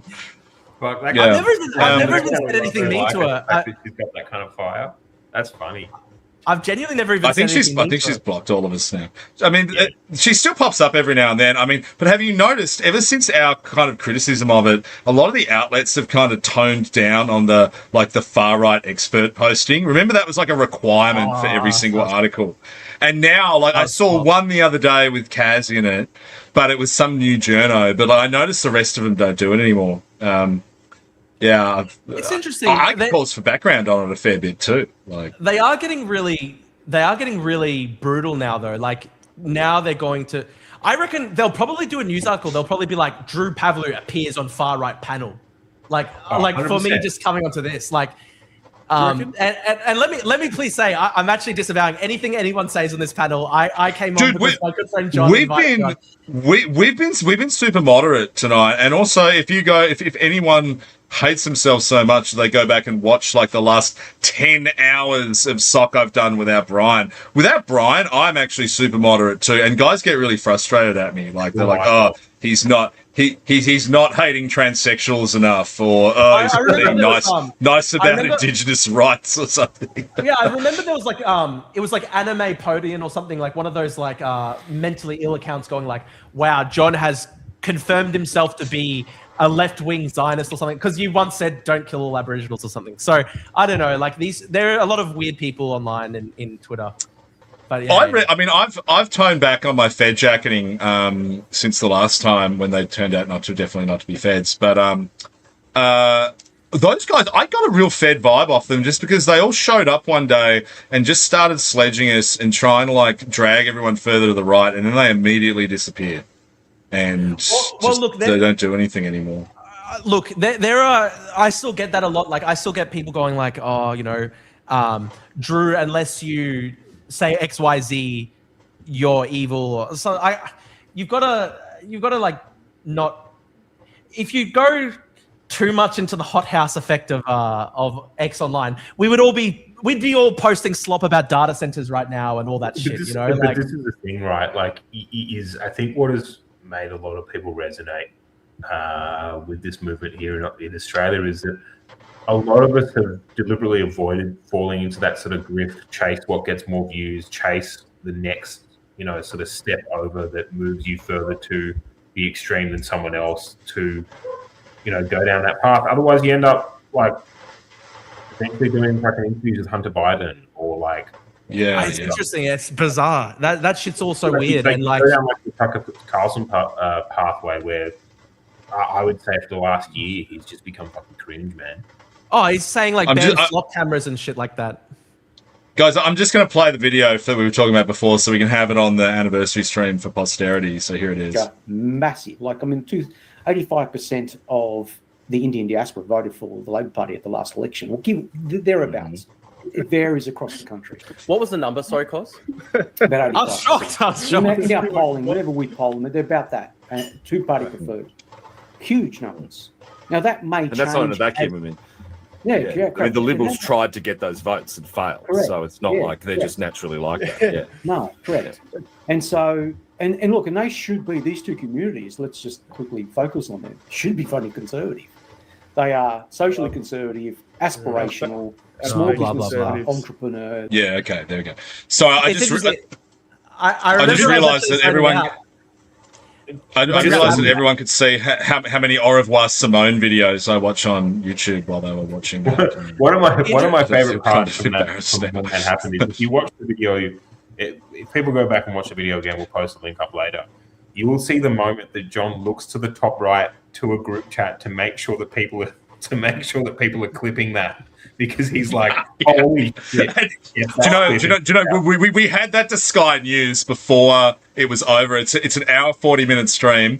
It was I think it was James Morrow that we sent it to, and it was in his inbox within like 15 minutes. And I think it was Brian, it might have been you. I think I might have sent it to you even. Like I definitely put it in one of the group chats and just said, get this to everyone.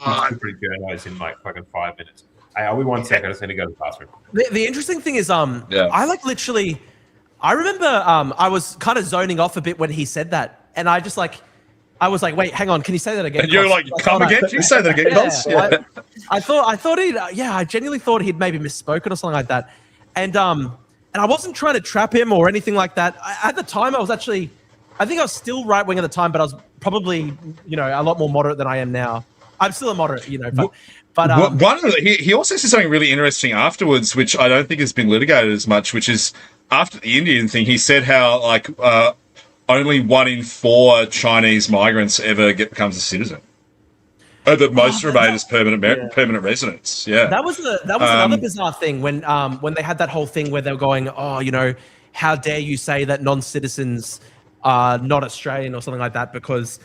And then he just started listing off all these stats that were in fact quite incredible. Which are just terrible. Like, they were just so bad. You're like, this is awful. Like, a good example of this was the other day, there was some news article where it was like, I think it was somebody going like, it was like a Chinese language post on Threads, and it was attacking Pauline for saying that, that international students should not be able to bring their immediate family members to Australia.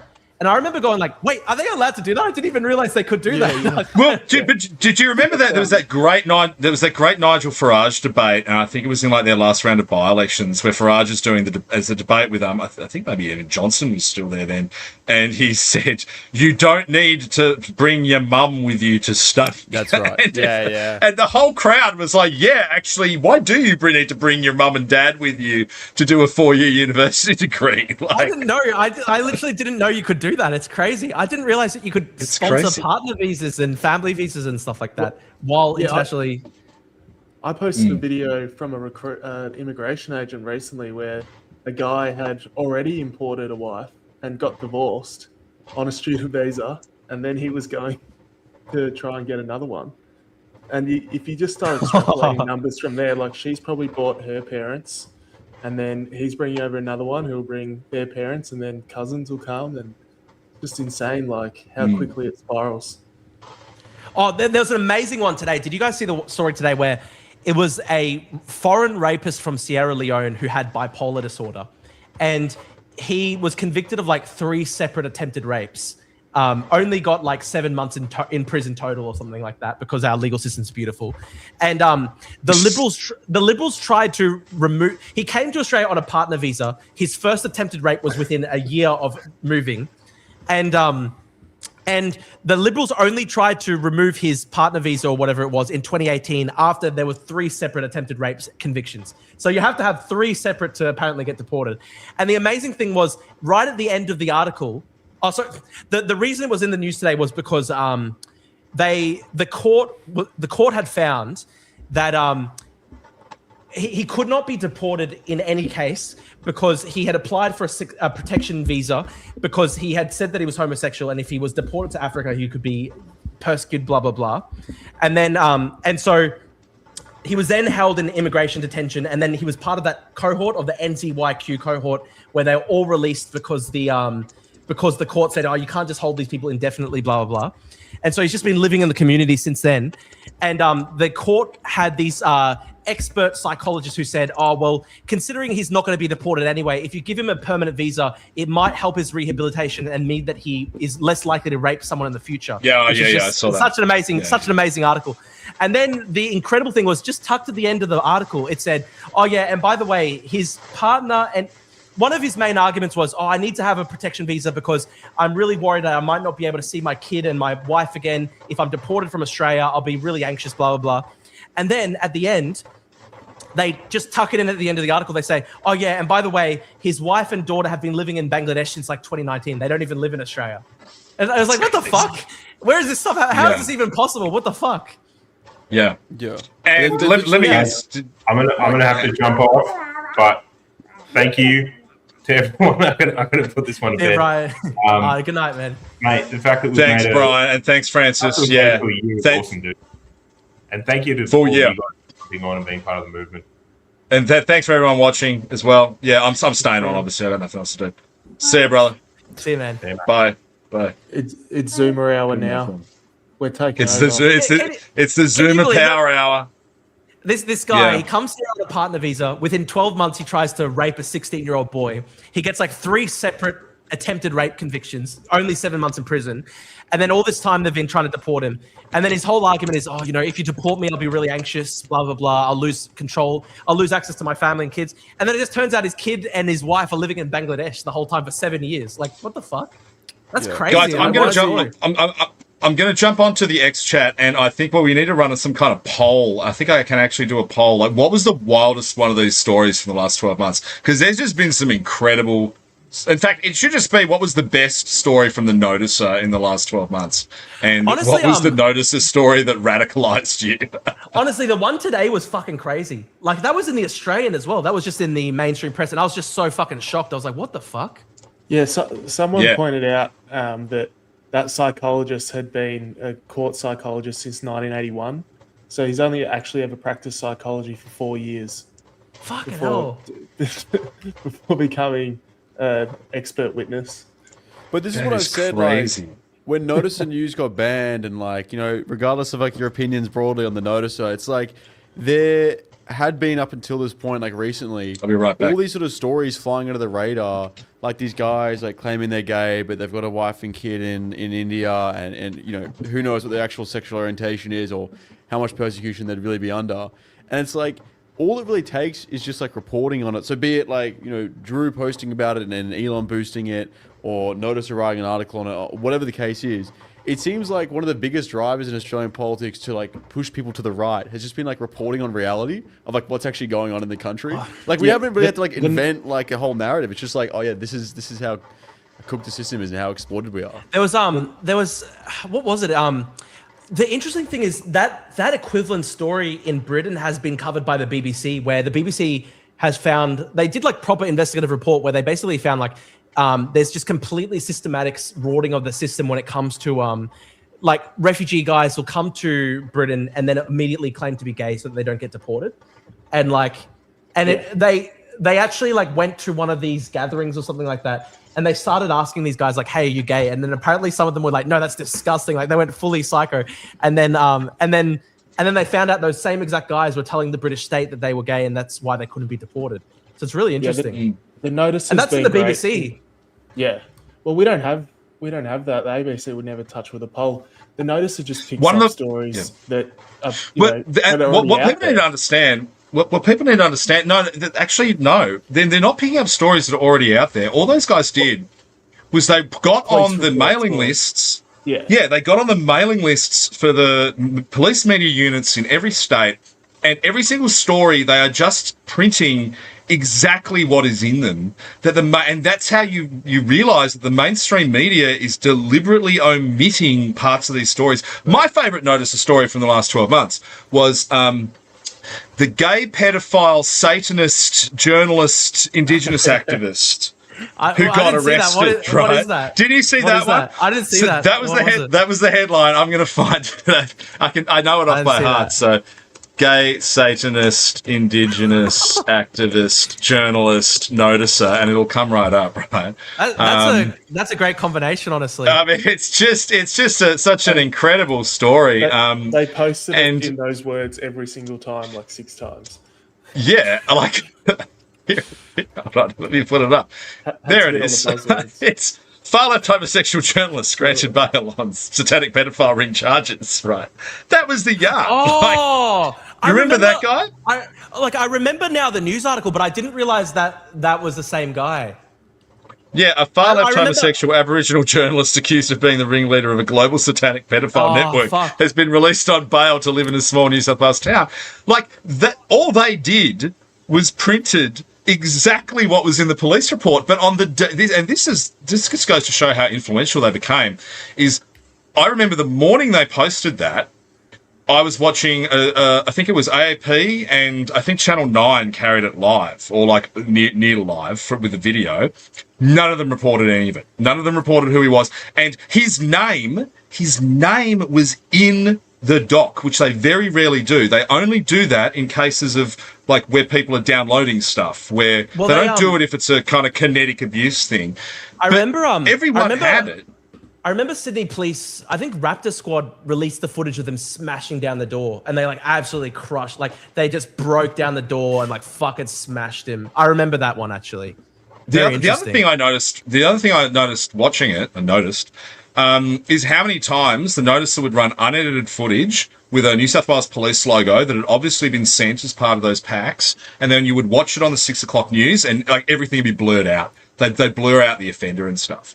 So that's the value of them, and I think that's why people started coming for them at the end of the day. Yeah. Like it's been a couple of years now, and I think they've just kind of built up that level of acrimony from the mainstream that someone finally took them to task.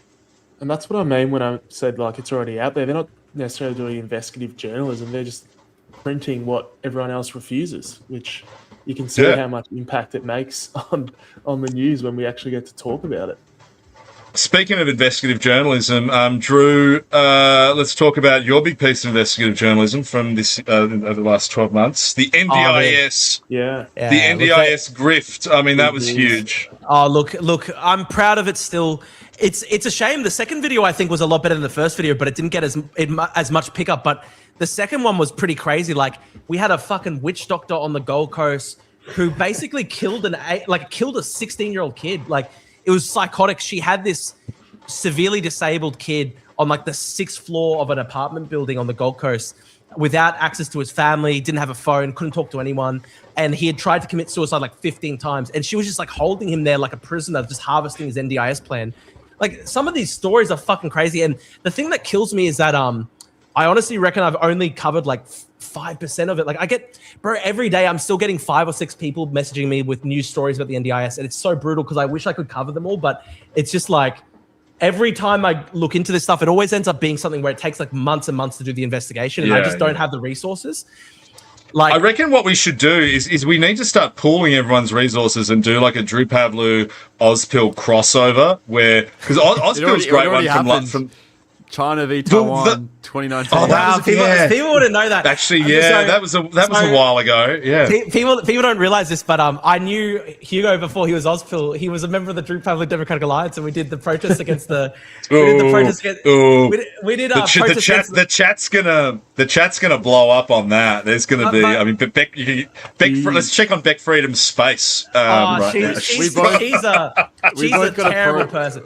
We both got approached by the same Americans, the same men in black. You know, they're like true. State Department cutouts. True. I mean, hell yeah. What makes it worse is remember I was actually one of your strategic advisors in that campaign as well, Drew. Literally. No, the crazy thing is John was literally giving me ideas during the campaign. And this is a funny one, but remember when I got the bomb threat shit? Remember when the bomb threat shit happened to me in London? I swear to God, I remember this. I remember I was really stressed because I was like, how the fuck am I going to get out of Britain? Because I genuinely thought I might be stuck there because they were saying to me like, oh, if you leave the country by an airport, we'll stop you at the border. And I remember, I shit you not, I swear to God, I had a phone call with John, and I remember it because I was at the train station, and John was like, "Just get a speedboat, man." And you're literally trying to walk me. You're literally trying to walk me through. I swear to God, John was trying to walk me through getting like on a fucking illegal fishing boat or something like that, and like trying to like. They're not illegal. They're not illegal. If you so long as you make the visa application, you're fine. I mean, it takes like 12 hours to get through. This was not Crosby Texter trick from London, like the fast boat across the channel. Like it's been done. So you would be going the opposite direction to all the legal immigrants. You would have just been burning past them, like they'd be like rocket in your wake. Like I have a long term on the way. I have a long-term, very funny idea. I wanted to see what would happen if I went to France and I tried to get on a dinghy and tried to cross into England. And because I'm like an Australian citizen, I think they would like literally shoot to kill. Like they would like literally shoot, headshot, kill me. Because like, don't you reckon? Like if I was like an actual channel migrant, they would let me through. But because it's like I've got the Australian passport, like I swear, like the British, they'd strafe the fucking little dinghy with like a fucking jet. Like I don't know. It'd be like Dunkirk. It'd be Dunkirk. But that could be a good 2026, 2027 stunt, like Drew Pavlu illegal border crossing. Maybe we should send you to Indonesia and try and get you to get into Australia illegally. When I say illegally, it's not illegal if you just fill out the visa application form. But then we put you in one of those like bright orange boats that they sent over there during the Nauru solution, and we send you back. And it's just a 12-hour live stream of Drew in one of those boats. Like, that could be really fun. Yeah, I wonder if they'd pick you up. I reckon if I was live broadcasting my coordinates in like international waters, I reckon there's a chance like China would actually drone me. So I probably shouldn't do that.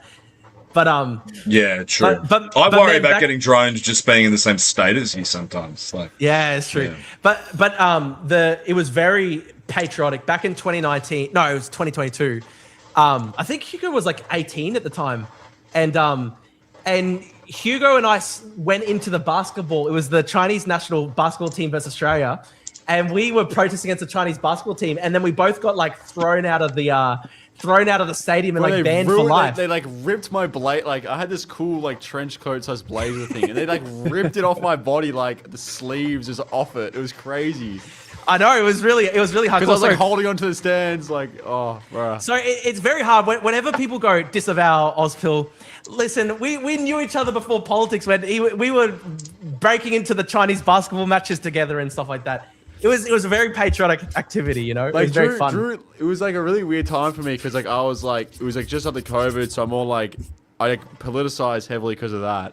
And then somehow, like, Drew was, like, on my Instagram feed, and I, like, became, like, a Drew soldier. Because I was, like, attracted towards the anti-China, like, sentiment. And I was like, this spiritually feels correct. Hell yeah. And then, yeah. The Drew that's how I got into it. That's how I got into it. And plus, Drew and I We were trying to join a militia to go fight Russia during the invasion at the time. So Drew and I have always had like aligned, geopolitical interests. Well, look. One thing I appreciate about everyone here is on geopolitics we're actually very similar, like very pro-American alliance. Like at the end of the day, I remember I was having a big debate with this guy who was like, I was debating this like sort of far right guy in Australia who thought, cut off the relationship with America and then we can go our own way and then we will then somehow become this, this Aryan ethnostate. And I was like, bro, like, what are you talking about? Like New Zealand went like so hard against America, and look at New Zealand. Like New Zealand is probably 10 years ahead of us in terms of like race communism. They're renaming the country. Yeah. Like New Zealand's gone so much harder than Australia, I think, in terms of like the whole decolonialism movement. So like, I genuinely think like, if you look at all these like far left crazy cunts, like the reason that they attack Pine Gap, the reason they attack the US alliance is they're very open about it. They genuinely see it as a symbol of Australia being part of the sort of Western world, and that's why they don't like it. And so if you cut Australia out, with Keating directly advising Albo on how to. Oh yeah, that story was wild. Yeah. I mean, I wasn't going to mention it because it's from Politico, who've just launched in Australia, and we shouldn't be encouraging any more left-wing content verticals. But at the same time, it was a really good yarn. And yeah, that's fucking terrifying, right? It's crazy, right? Because that story, it's nuts. Like, you've got to remember, Paul Keating was so much at the forefront of like race communism in Australia. Like he always had a massive chip on his shoulder as like a guy from Ireland. Like he came from like an Irish family, so he had always had a massive anti-British chip on his shoulder, huge chip on his shoulder about it. And like he always like looked down on like British culture, British Australians. His whole LARP about being a French aristocrat was kind of like came out of that sort of Irish chip on his shoulder thing where he doesn't like the Brits.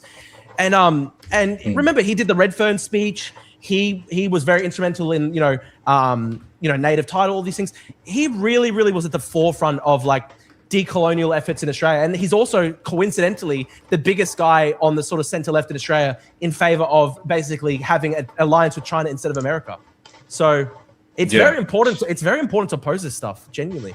The interesting thing about that Politico piece that I'd like to see them try and figure out the answer to is that what did Keating actually tell him to do? Because there is some really interesting stuff in that last budget. So like on paper, they increased defense expenditure, but when you talk to people in defense industry, they're not buying new stuff. They're not actually growing the lethality and warfighting capability. Like they're doing stuff like, they're rolling the veterans spending into the quantum defense spend now, so it looks bigger. They're rolling in all the consultants, so it looks bigger, but it's not actually any bigger. They're now trying to say that whenever they spend money on like say veterans pensions or stuff like that, like that's defense spending. Like they're it's a finesse to the way that they're dealing with the budget and everything. Yeah. Now, Drew, we've got a comment in the chat. We'd be remiss not to mention it. How is the last one from Isha Gupta? I'm not going to put it up because it doesn't seem sad. His friend got killed by those kids he met up with for a date. What? What's he talking about? But what is going on with your Syrian girl lawsuit, dude? Yeah. Wait, what is Isha Gupta? I'm actually genuinely confused what Isha Gupta is talking about. The guy I think he said the guy that got beaten up. Conroy. Yeah. Oh, that guy, right. He was, okay, firstly, this is just like Syrian girl slop. She's literally, I'll tell you what it is. She's like literally a foreigner in Australia who doesn't like... She doesn't like Australians. We met her, dude. We met her. I think Ozpil and I met her on the same day. She came to an event with us. Remember that, dude? Well, she had that Palestinian priest in a dress that came. That was so weird. Think of this, right? This is a funny thing. So if you talk to the Syrian girl axis of retardation, they would try to go, Drew's a snake in the grass for the right. He's actually like a secret left winger who's trying to support Western blah, blah, blah. If you look at Syrian girl, what does she actually want Australia to do? She wants Australia to like literally like destroy the Western alliance, align with all these random Muslim foreign powers. Like she literally calls herself Syrian girl. You don't see me calling myself Cypriot guy, you know? Like she literally defines herself in opposition to Australians. And that would be funny. That would be fun. Yeah, that would be funny actually. It would be funny. But the point here is though, like I think honestly what happened with her is she just saw a white Australian man get bashed by a gang of teenagers and just thought, instinctually, she's on the side of the guys who bashed the white Australian man. I think that's just honestly what happened with her. And that's why she invented this lie that, he was meeting with the kids as a pedo or something like that. That's disgusting. Like, it wasn't enough that these foreigners in this country tortured and murdered this young Australian guy who's like our age. Like, they also have to defame him in death. He is my age, yeah. You guys are half my age. I didn't know the guy, but we had 6 mutual friends on Facebook, which is crazy. And he just got fucking brutally murdered. One of the worst deaths imaginable. They shredded him to pieces on like driving him down a road at full speed for a kilometer, and then drove over him after having tortured him already. Like, they basically tortured and murdered this guy. And then this like fucking mental psychopath who literally calls herself Syrian girl comes in and she's like, oh yeah, like the people who fucking murdered this young Australian guy are based. Well, actually, literally deport her. Seriously, she's disgusting. Have you got a lawyer? It would be. What did you say? Have you got a lawyer lined up? Or? I've actually had a couple lawyers reach out, and I have to investigate deeply. I've had all the top Gs are coming down to New South Wales for ICAC, so they're going to be running out of SCs for the QCs. KCs pretty soon. I'm looking into it. I've had a couple people reach out, like actually several barristers and several solicitor firms. The only problem is I don't know if she actually has any money whatsoever. So I don't know if it's actually it could actually genuinely be pointless to go after her for like a fucking year. It'll take years. I looked it up. I actually did. I did land registry records, and apparently, unfortunately, the house was in her dad's name, and then they sold the house 3 years ago. So I did the land. Well, if she was using his internet connection, he's a party to it. So true. That's true. She's nearly 40, right? Like, it's crazy. That's fucked. That's cooked. Yeah, in real life, when you see her in real life, you're like, yeah. So she's cracked in real life. It would be fascinating. I mean, we're doing like a 12-month retrospective with our top guys tonight. I mean, it would be fascinating to see the left do this, wouldn't it? Like, because one of the interesting things about Australia is, other than like the big names, like, you know, your Abby Chatfields and your Hannah Fergusons and whatever, like the left don't really have a streaming culture, do they? Like, they don't have a bunch of kind of, you know, people who get online every week and talk shit and have an audience. No, they do. The Victorian Socialists have got like the Party Line podcast, and there's the Red Flag podcast, and oh wow, I don't know any of these. I got to get on these. They should have me on. They should have me on. We have to say this. I'm always watching it. we have to say this. Victorian Socialists, like, they're Marxist-Leninists. They actually are genuinely communists. And like good for them. Good for them. I like dedication to the bit. But they've also like explicitly called for the murder of their political opponents so many times. So it is actually extraordinary that they're not banned. They genuinely should be banned because they're fucking violent communists who want to kill us. Like let's be honest. Let's be honest. Seriously, if Purple Ping is if he came to power in Australia, like, we'd all be dead 100%. But it's kind of like, but I think with all those guys a lot of the time, it's kind of like, if Brian was back on with Francis, and Francis like leaned into the microphone and called for death to all communists in Australia, like, it'd be super cute, but we wouldn't be that worried because Francis probably couldn't do it because I think she's 2. That's how I feel about a lot of the Australian socialists. Like, I mean, that's true. You're just a baby. Like, imagine if like there was a Vyvanse shortage the week of the revolution, or, you know, like an HRT shortage or something, or SSRIs ran out. Like, do you remember when I got a sleeping bag and I went to their main office and I said I'm going to squat here, and then they got that was a good video. That was a really good. That was one of your better videos. Yeah, that was definitely one of your greatest hits. They were really pissed off. Trades hall today, picking up my Little Orange books. I've been there before. Bro, if you go to Victorian if you go to the trades hall, like, they literally sell books by Stalin and Lenin and shit like that. And there was kind of like a 55-year-old Whitlam boomer lady who was with problematic glasses at the front desk. It's just very classic. I'm not even kidding. I bought a book by Stalin from the Victorian Trade Hall Library bookshop or whatever, and the Union Building bookstore. And I also bought a book by the guy who founded the PFLP, which is like a communist Palestinian organization who they massacred a bunch of people at an airport and stuff like that. So like it's pretty actually amazing, to be honest. Like, they literally just sell like terrorist literature and no one cares. Yeah, some of their stuff's got bangers in it though, like, because there's periods there in the 1960s had some really talented people. Not so much now. Like, now they're just small beans who, you know, take too many psychiatric drugs. But yeah, that stunt definitely was one of your greatest hits. I'm trying to think of Ozpil's greatest hits of the year. I mean, actually, you had one recently that a lot of people commented on, was when you dared to actually interview a Jewish man and ask him. It's good. About 7K. Whoa. Yeah. Did you see how much? Are you still getting blowback from that? Are you still getting blowback from that? Beck Friedan had a what's it called? She had like a coronial bypass or something like that from that. She had a big coronary bypass. Yeah, coronial bypass is what she had some big stomach trouble when that happened, I think. A lot of gut feelings, yeah. Yeah, a lot of gut feelings. I think one of Ozpil's, the Aussie posters have been awesome to see, and I think we need to keep doing that in Melbourne. Yeah, those are good. Those are definitely good. I've seen some of the alternatives doing the rounds. I feel like one of the hits this year was Drew's crash out on Flynn as well. Oh, man! I wish I had clipped that, because that is one of my favorite sock streams that we did all year, because it was one of the last ones Brian was on before Brian's sabbatical. And it was you, me, and Brian, and we were like, "Hey, let's get James on." And then James came on and he had his dick out. Yeah, he put his dick out. Yeah, he put his dick out. We wanted to put him on live, and he had his dick out on the live. I've got a spectator cut of it. You know, Bad and Panada used to do that. Bad and Panada used to do that, where he would get invited to streams. You know, that crazy communist cunt who lives. He's Australian. He's probably one of the worst. He's definitely one of the worst Australian leftist exports.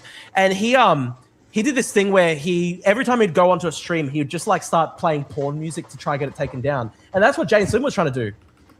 Yeah.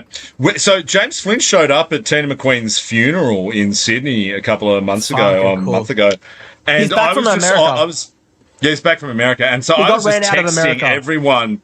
I was just sending the picture of the back end of StreamYard to everyone I knew who was at the funeral, going, "Can you go up to James Flynn and just ask him in the middle of Tina McQueen's funeral at St Mary's Cathedral? Can you just ask, is this your dick?" And I don't know if any of them did, but dude, he straight up probably stole $20,000-$30,000 from Pete in the eye. It's fucking crazy. Yeah, man, that whole story was wild. Like. Anyway, he hasn't been doing much politically since then. It'll be fascinating to see where he pops up next. He's working in Victoria, apparently. I'll keep an eye on him. I think I Victorian election. Yeah, he wanted to talk about the posters, because that is actually some interesting stuff going on. So yeah, like what's your favorite poster, or what do you reckon you're gonna be doing with it coming up, Hugo? Am I lagging on my end? Am I still? Your video is lagging, but your mic is working. Yeah. Was this regarding the Aussie posters? Sorry, I was like bugging before. Yeah. Because I think I cut you off. I'll just take you out and put you back in really quickly, and it should work. Hold on. Wait one. There you go. Because it didn't work. It usually works. I want to see some like Shane Warne, some Baz Lenkas. This is fantastic. Shane Warne would be good. I think what I was gonna say was that I feel like Drew's like relationship to the Chinese like intelligence services would be my relationship to the Indian intelligence services, because of the whole Modi thing.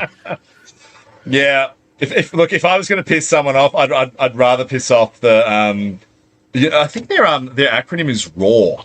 Yeah. The Research and Analysis Wing. Yeah, I think that's it. I'd rather piss those guys off than the MSS, just quietly. I mean, the Chinese might be little guys, but they got a lot of cool shit, like flying little dragonfly drones into your earlobe or something. Like, yeah, I'd rather be dealing with the Indians. Just I think the MSS probably, like, if they wanted to, they probably already could have, taken me out. So I'm probably existing out there. I want to see some Drew. Honestly, it's a little dude, you know what's surprising? You know what's surprising and sad? Not even one over the years. Not even a single one. Not even one? Not even one. There should have been at least some. I should have got something out of it. It's so unfair. I should have had like a full-on... it's actually... That's very sad, actually. I've only been to China once in my life, and it was like semi for work, and when I was there, like we were like super worried about honeypots, and a buddy of mine asked a question, which is I think one of the most like deepest and most like morally challenging questions ever, right? So if there's an MSS honeypot at the bar, and you go up to her and you lie, and you say that you have a top secret security clearance and you work for the Australian government, and then she fucks you, is that rape? Because you lied about it. So she was sleeping with, like, if she knew that you didn't really have a top secret security clearance, would she have withdrawn consent?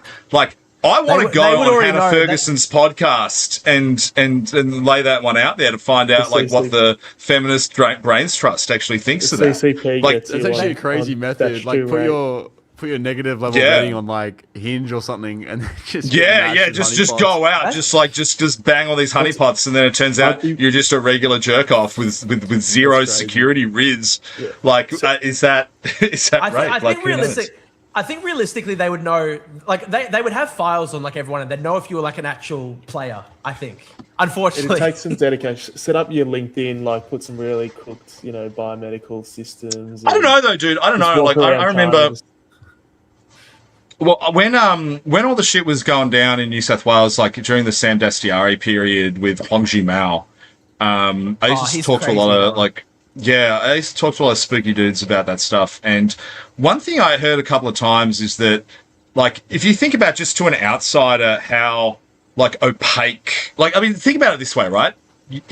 Putting Drew aside for the rest of us and everyone in the chat, like, how much do you actually know about the Chinese Communist Party? How much do you know about all their factions and the internecine warfare and who fucks who and who hates who and why do votes go certain ways and whatever, right? Now put yourself in the shoes of the Chinese. Imagine them looking at the Australian Labor Party and they're going, what the fuck is going on with these guys? And he said, like, so much of like what we would think of as Chinese foreign interference is just the Chinese spooks looking at Australian politics going, what the fuck is going on there? This makes zero sense. Like, dude, a lot of it is just that. I've got a good point on this, right? Did you see recently when they went to the National Labour Conference and then they were saying, what did they say? They were complaining that the ruling party of Australia had invited a Taiwanese. Yeah. And the amazing thing is, they've actually previously tried to form party-to-party ties with Labor, and I actually think this is like I think this is like disgusting treason. But like, the Chinese Communist Party has sent like literal delegates to form party-to-party ties with the Australian Labor Party. Like, and we're not talking like state-to-state diplomacy, but we're talking party-to-party, and that's so wrong. That's so wrong. What do you think Dan Andrews is doing for a crumb right now? Yeah, he's literally doing that. Yeah, it's because there's an international body called the Socialist Internationale, which, I mean, I think China either is currently in, but our guys are not in, or China isn't in. But they're constantly trying to interact with, social democratic parties around the world like that. Like that's one of their methodologies. And that's why they always support them. I mean, look, there are a bunch of liberal guys who are tapped into like China development money and stuff, but it was never China spook money. It was always just, rich exiles who probably report home every now and then. But Labor were tapped into just good old fashioned, like the China, and they'd always be from like weird regions of China. And you'd sometimes listen to them when they'd be like on the phone talking in their own language, and you realize, oh wow, that's the Chinese equivalent of a Lebanese person.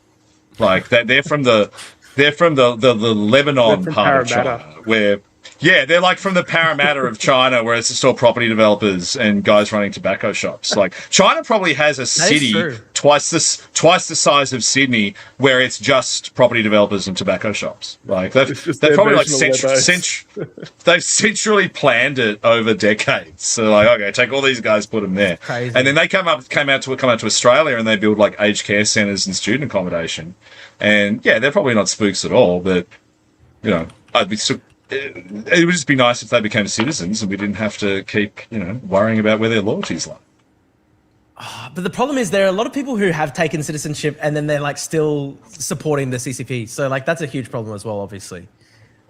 Like there obviously should be something where it's like, if you're a communist, you can't get Australian citizenship. Like that would be a good rule. the values test. Well, technically you can't, because you have to swear an oath. And I mean, this is one of my objections around the current Oaths Act, is that they let you do like a lady's choice oath. Like, if you just have to swear an oath to King Charles, this takes care of so many problems. Like, if you just have to stand in a room and say, I swear an oath to King Charles and I'm a subject of the Commonwealth of Australia, blah, blah, blah, like, then, I mean, China's not even going to want you. Like, and you technically lose. Apparently, you technically lose Chinese citizenship if you take a second nationality. Well, you definitely lose it in India as well. I mean, this India has a kind of arrangement for foreign citizens. So, an Indian who comes out here, becomes a permanent resident, and then becomes a citizen is eligible for a special type of re-entry visa. But China doesn't have that. If you become an Australian citizen, like and so the second you apply for an Australian passport, it's void. Your Chinese passport is void. Yeah. That's actually so that's why they don't like doing it. I mean, look, I think Australia should do it as well. I mean, we should obviously have, recognition between the Commonwealth. Not that many people avail themselves of everything. I mean, I'd love to go to St Kitts and Nevis or, one of the Caribbean countries, but that's just me. Yeah, somewhere like that. But by and large, people don't do it. So we need Anglosphere. There should be unity. That would be base. That would be beautiful if there was like reciprocity between America, Canada, UK, New Zealand, and Australia, the Five Eyes countries. That'd be awesome. That's what I'd love to see happen. And Japan, so I can move to Japan. Go to that. Watch anime all day. Honorary Anglos. Yeah. It's actually interesting. During the restoration, was it the Meiji Restoration? They modelled a lot of Japanese society on the English gentleman. Absolutely. Yeah, there's some fascinating stuff about that period that I've been reading recently. Like they they also came out to Australia too. Yeah, right. Because I mean, this is in the late 1800s. This is the peak of the British Empire, Victorian England, and the English gentleman was commercial and political, and a bit of a renaissance then. And it's crazy how much of like Japanese elite society is actually influenced by that. Yeah, massively. And there's a funny story. I saw it on Substack the other day. I can't remember who wrote it, but there's this fascinating. When I first saw it, I was like, "There's no way it's real," and then it turns out it was 100% real. Which was someone brought a Japanese translation of the Protocols of the Elders of Zion to Japan, and the Japanese looked at it and went, "Wow, Jews are cool." Like, I know, it's a great story. Like, this is great. They were like, "Yeah, we want to talk to these Jews. Can we get some out here to advise our government?" They literally instantly Jew-pilled. Like, they tried to send out emissaries, like, to try and meet the Jewish conspiracy. It's amazing. Like, they wanted to find the top Jews. Like, yeah, they were doing with the Jews you win before anyone else was. The Imperial Japanese back in the 1900s. Hey, by the way, thanks. Ozpill's taken on the task of actually responding to the guys in the Twitter chat because I don't have it on. So, guys who are watching on Twitter and who are, I think Ozpill's seeing them. I'm not though. Because I told them up the Politico article. Yeah, because you can actually post stuff in there. Yeah, Japan's an awesome country. Like, I mean, if you, as an Australian Prime Minister, and this is why that whole like Melongate thing from this week is so disappointing. Like, that was shitty. Japan is one of the best friends Australia has had in the last 40 years, incredibly.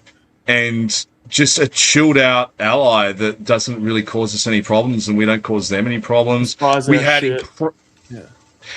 we had incredible business links through the 1990s. Like, I read somewhere that although the quantum dollar amount is far less, but that in the 1980s and early 1990s, Australia-Japanese business relations generated as many millionaires as Australian-Chinese relations did in the first part of the 21st century. It's just that, I mean, obviously the amount of money they made from China was more, but just because it was so many like Australian entrepreneurs who said, right, I'm going to get on a plane, I'm going to learn a bit of Japanese, I'm going to, it's such an easy business culture to integrate with. So many Australians made their fortunes. Like Harvey Norman. I know that there'd be plenty, but that's an easy one. And it's incredible. You know, it's one of the. I mean, I'm constantly criticising Australian business and how cucked everyone on the ASX is, and one of the best indications of that, and how toxic the culture of Australian business is nowadays, is after all those years of business enterprise integration with Japan, we've come out of this period of like 0% Japanese interest rates, which we're now like dealing with the fallout of the yen crisis with, and yet no one in modern Australia has taken advantage of it. Like there's no one in today's like Australian business milieu who's we look at and go, oh yeah, that guy went to Japan, invested in a bunch of stuff at 0% interest and has made a bunch of money. No one thought to do that because domestically the grift is just too good. The regulatory arbitrage, the fact that you can just beg the government for free handouts, like we've become a slave class in Australian business. Where once upon a time, guys used to jump on a plane and fly over there and come back with a new company, come back with a new business idea, come back with exports, or go over with imports. Like, we just used to have a totally different culture, and we've somehow lost that. I'm doing the Japan thing again. We've got a terrible business culture. When I went to America recently, it was pretty amazing because, like, you know, all these young people were trying to start their own companies and make money, and we just don't really have that in Australia, to be honest. It's pretty like, honestly, it's kind of depressing. A lot of the time in Australia right now, like it's just depressing. A lot of people like slaves to the property bubble and all this shit.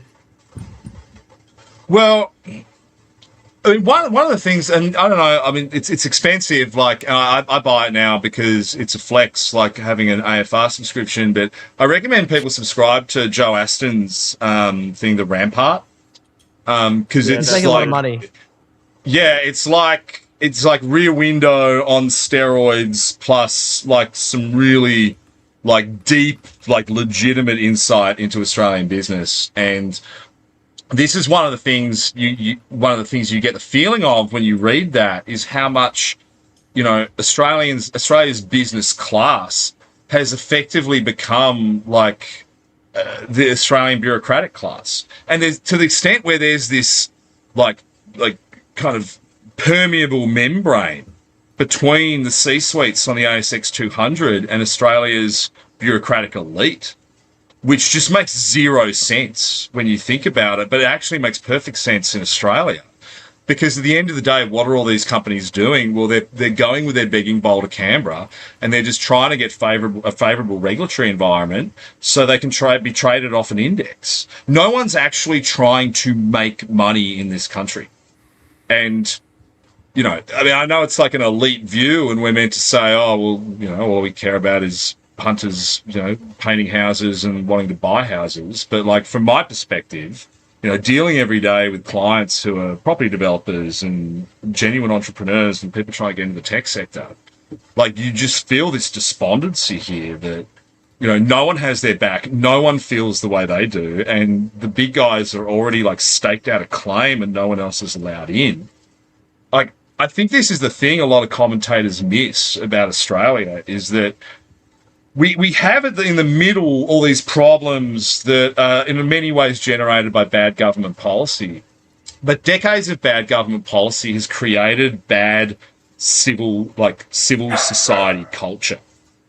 And that toxic civil society culture is the reason why, you know, someone like Ozpil doing his free speech thing is going to come under attack. It's why Drew comes under attack.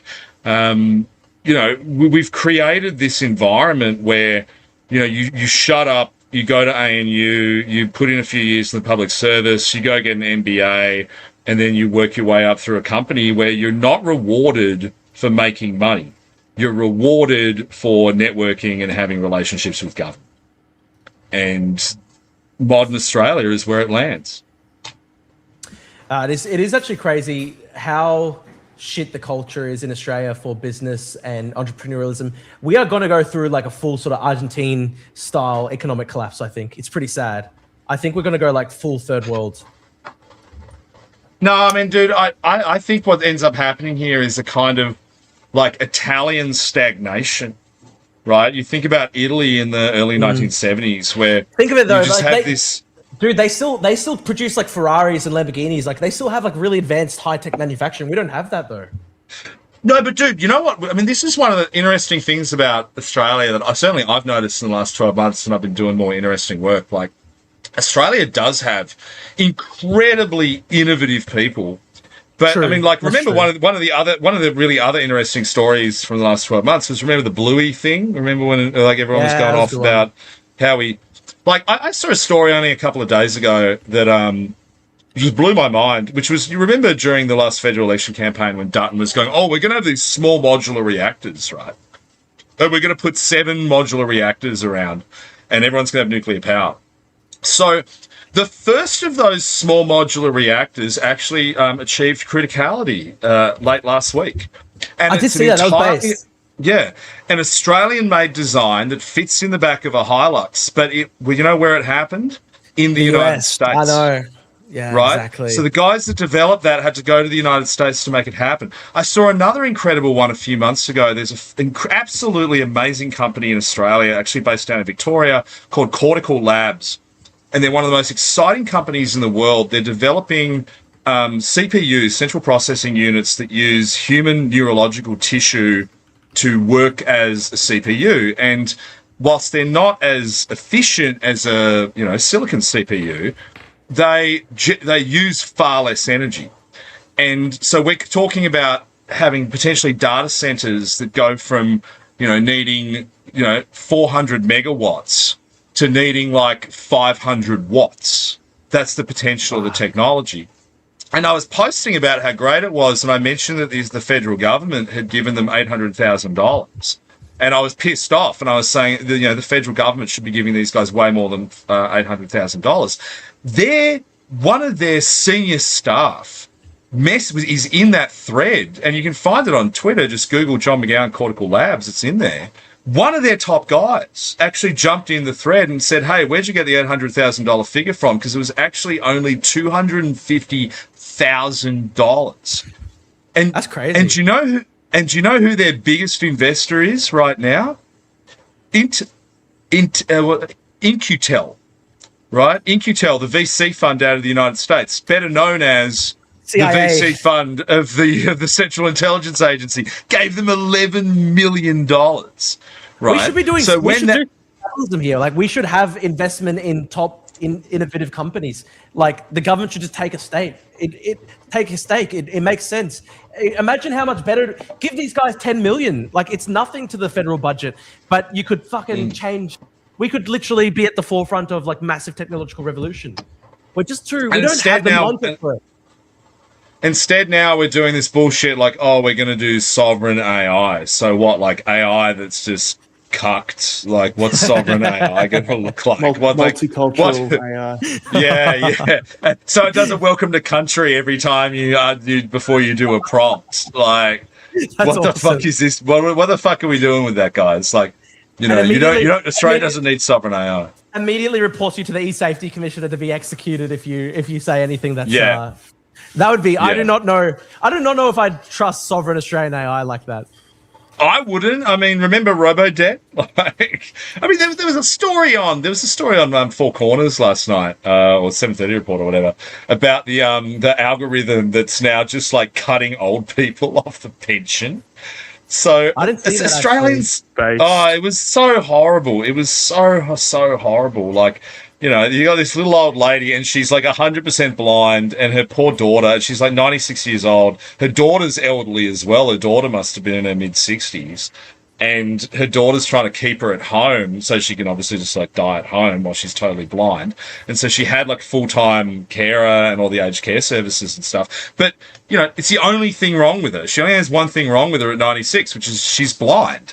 Right. So when the algorithm looked at it, they're like, oh, you don't have NDIS autism. You don't gobble SSRIs like trail mix. Well, you don't get the funding anymore because you're just blind. So this is the kind of stuff that happens in our country when we let these idiots use technology. Have you seen the thing today about gambling ads? So they're going to do an opt-out system This How is does their that new work? policy. They Yeah, always come up with. Where do they come up with the That weirdest is such ideas? a good question, dude. That is such a good question. So how is it going to work? Well, they're developing an app. So it'll be like, do you remember Tony Abbott's content filter? Actually, you might be too young. But back in 2013, we took this absolutely harebrained scheme to the election, which was like the adult content filter. So basically every parent in the country would be able to install an app on their computer that would filter out bad stuff. So the government's going to... I remember that.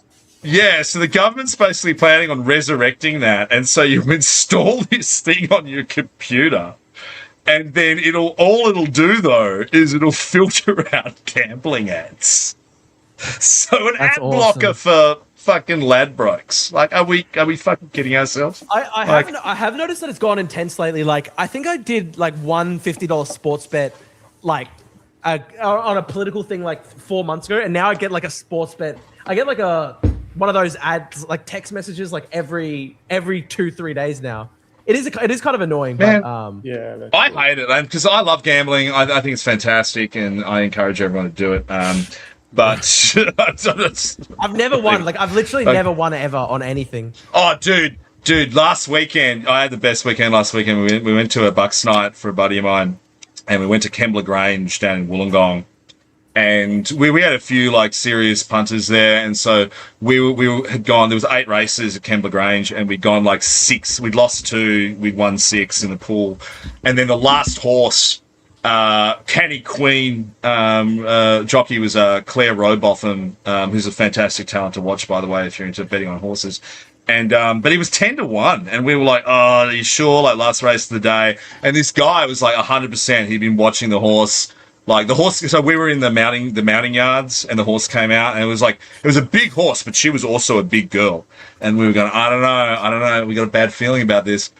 She came in, won by like literally a fucking whisker, like a photo finish. The boys were screaming. Like I lost, like last stream, I could barely talk because I'd screamed so much at the races that I'd lost my voice. Like you can't, you. That's a fantastic day out. Like, that's Australia. That's the essence of Australia, you know. Regional racetrack, putting a bunch of money on a horse that comes in at 10-1. You can't buy an experience like that. Well, you can, but we can't take this away from people at all. You know, gambling is as Australian as fucking Vegemite. And no one is willing to admit that. I agree. We should have Beck Freedom on, I reckon. No, we're not having Beck Freedom on. I haven't actually. I have said for many years that I have a specific person I want to be the first woman to come on Sock, and I've messaged her, and she's currently filming something, and she said about 50 minutes ago, when it's done, she might be on. So if you stick around, we'll do a bumper-sized episode of Sock just in case she can come on. I'm trying to guess. Would that be Selena or would that be Abby? Yeah. Because I'm just in Abby Chatfield's DMs all the time. Yeah. Hey, by the way, guys, just who was what was the deal with that Joel Jamal Abby Chatfield clip today? You guys see that? I didn't see it. What was it? It's from last year. Oh, it's from last year, right? Well, I thought Abby looked incredible. Posted. But yeah, it was recently posted. But Abby looks incredibly beautiful. Good, yeah. She looks so good. She looks so. What's the edits? I put that exact clip of her. I've been putting in like all my Australian edits. But like, why is Abby in there? I'm like, you just don't get it. Like, you just don't. You just don't get it, man. If you don't get it, you're not on the same team. Look, I'm worried about Abby's buccal fat. It's just Joel Jamal. It's just Joel Jamal telling her that he doesn't believe in climate change. Like, the actual content of it is boring. It's just that Abby looks just like ethereally beautiful in it. Like, she just looks. She looks like she's about to come out of a lake and give you a sword and tell you like to. The straight hair, I think. The straight hair in that one. Yeah. And it's when she's still got her buccal fat as well, which apparently you can have put back in. I was reading that the guy that invented buccal fat removal, he also invented buccal fat transplants. So he can suck it out, but then he's the only guy that can put it back in. Because I wanted to have him executed on day one of the revolution. At a Nuremberg style. The guy who invented breast reductions and the guy who invented buccal fat removal were just going to be hanged without trial. How does it work though? Like, does it go like it's like they're taking stuff out of the cheeks, sort of thing? How does They it work? take it out of their cheeks. Like, see this on That's my messed head is up. buccal fat, right? That's messed yeah, up. but like, and then you have it sucked out. So I think if I sucked mine out, I'd look like, you know, fucking Rasputin or something. It looked like clavicular. That's awesome. It looked like it looked like clavicular or whatever. But girls do it for some reason. No one knows why they do it. People have tried to It's ask. fucked up. I don't think It's like- there's any. Is there a single girl who has improved after that? I don't think so. I'm just googling your Korean girlfriend right now to see what her buccal fat situation is. That's not true. It's not true. It's just Drew just like Pavlou, the girlfriend, male gaze buccal versus fat. like female gaze, I guess. Like, because girls will say the same thing about Yeah. guys. Like, why they? It's like that whole Sabrina Carpenter thing, you know, how like she dresses for women, she doesn't look attractive to men. Sabrina Carpenter is what gay men think is hot. Exactly, yeah. Drew, do you realize that if you Google Drew Pavlou girlfriend, it's just heaps of pictures of Syrian girl. No, Billie Eilish. Is it? I haven't done that before. That's interesting. Let me look it up. Billie Eilish has her buccal fat still. There's photos of me with my old university. Even the girl that I went to formal with. That's interesting. Yeah, I see that. That's she was very cool. She is an actress. Nice yeah, Burberry yeah. trench or Burberry. I was definitely at my peak then. I'd say. I think I got to go back to looks maxing how I was about 10 years ago, and very powerful things could take place. Even my mum. You know what's strange? When you type in Drew Pavlou girlfriend, my mum comes up. That's fucked up. If you type in John McGowan girlfriend, it just comes up Bruce Lerman. Is it? That's interesting. That's cool. No, it's not. What's he What else doing comes now? up? Well, I think he's in the Twitter chat, but he can't. We can't see him here. So, yeah. What's he up to these days? I don't know. I do not know. He lives in Tasmania. John, I what's don't your know read him. on the Swans players? Like, what's going on? Like, dildo I've heard various reports because, you know, I'm John fucking McGowan and that kind of stuff's my bag. Like, look, I hate to say this, but as soon as it happened, like the profit centers of my cerebral cortex started firing, and I was like, wait, we got some other boys in peril. They need John McGowan. We can make some money out of this, guys. But so I have looked into it. It sounds like it's a kind of it happened in the Pullman, but I guess in Sydney it's what we'd call a Meriton rat party gone wrong. If you're on Kyle Sandiland's show, we've got a bunch of guys in there. I think they had a bunch of girls who I'm going to speak to what their intentions were, and then something has gone wrong. There's a lot of misinformation about it online. There's a bunch of pictures of like girls with broken teeth and stuff. Apparently that's not it. I don't know. I heard a story that someone got hit in the head with a dildo, but I think that was also another story from like last year that someone's, you know, reventilating. It's confusing because like, the police like confirmed they like met those Swan players, like looked at the room, but then there's some other arrest like near the hotel that's being obfuscated. Like there's not many details that come out yet, but the Swans have been pretty quick to distance themselves from their own players and say it's like abhorrent. But it's like we don't even know what's going on yet. Like what do you mean? What's the point? But that's the policy. That's the policy inside the AFL. Like I remember when this happened with Jared Hayne, and like looking back at the Jared Hayne thing, like you would never have fucking kicked the whole team out of the ladder over one guy. Look, as a Carlton man, after the spectacular draw on the weekend, if the Swans get kicked off the ladder, I'm pretty happy. But I don't know. I also wonder the extent to which Carlton this or isn't Collingwood? just Carlton, man. Collingwood. I think this could also be like some Victorian police over. Like it's the Victorian police, right? Like they're going to go hell draw as well. Oh, shit. Yeah, I thought you were talking yeah. I was at the Collingwood game. I thought you were talking No, about no.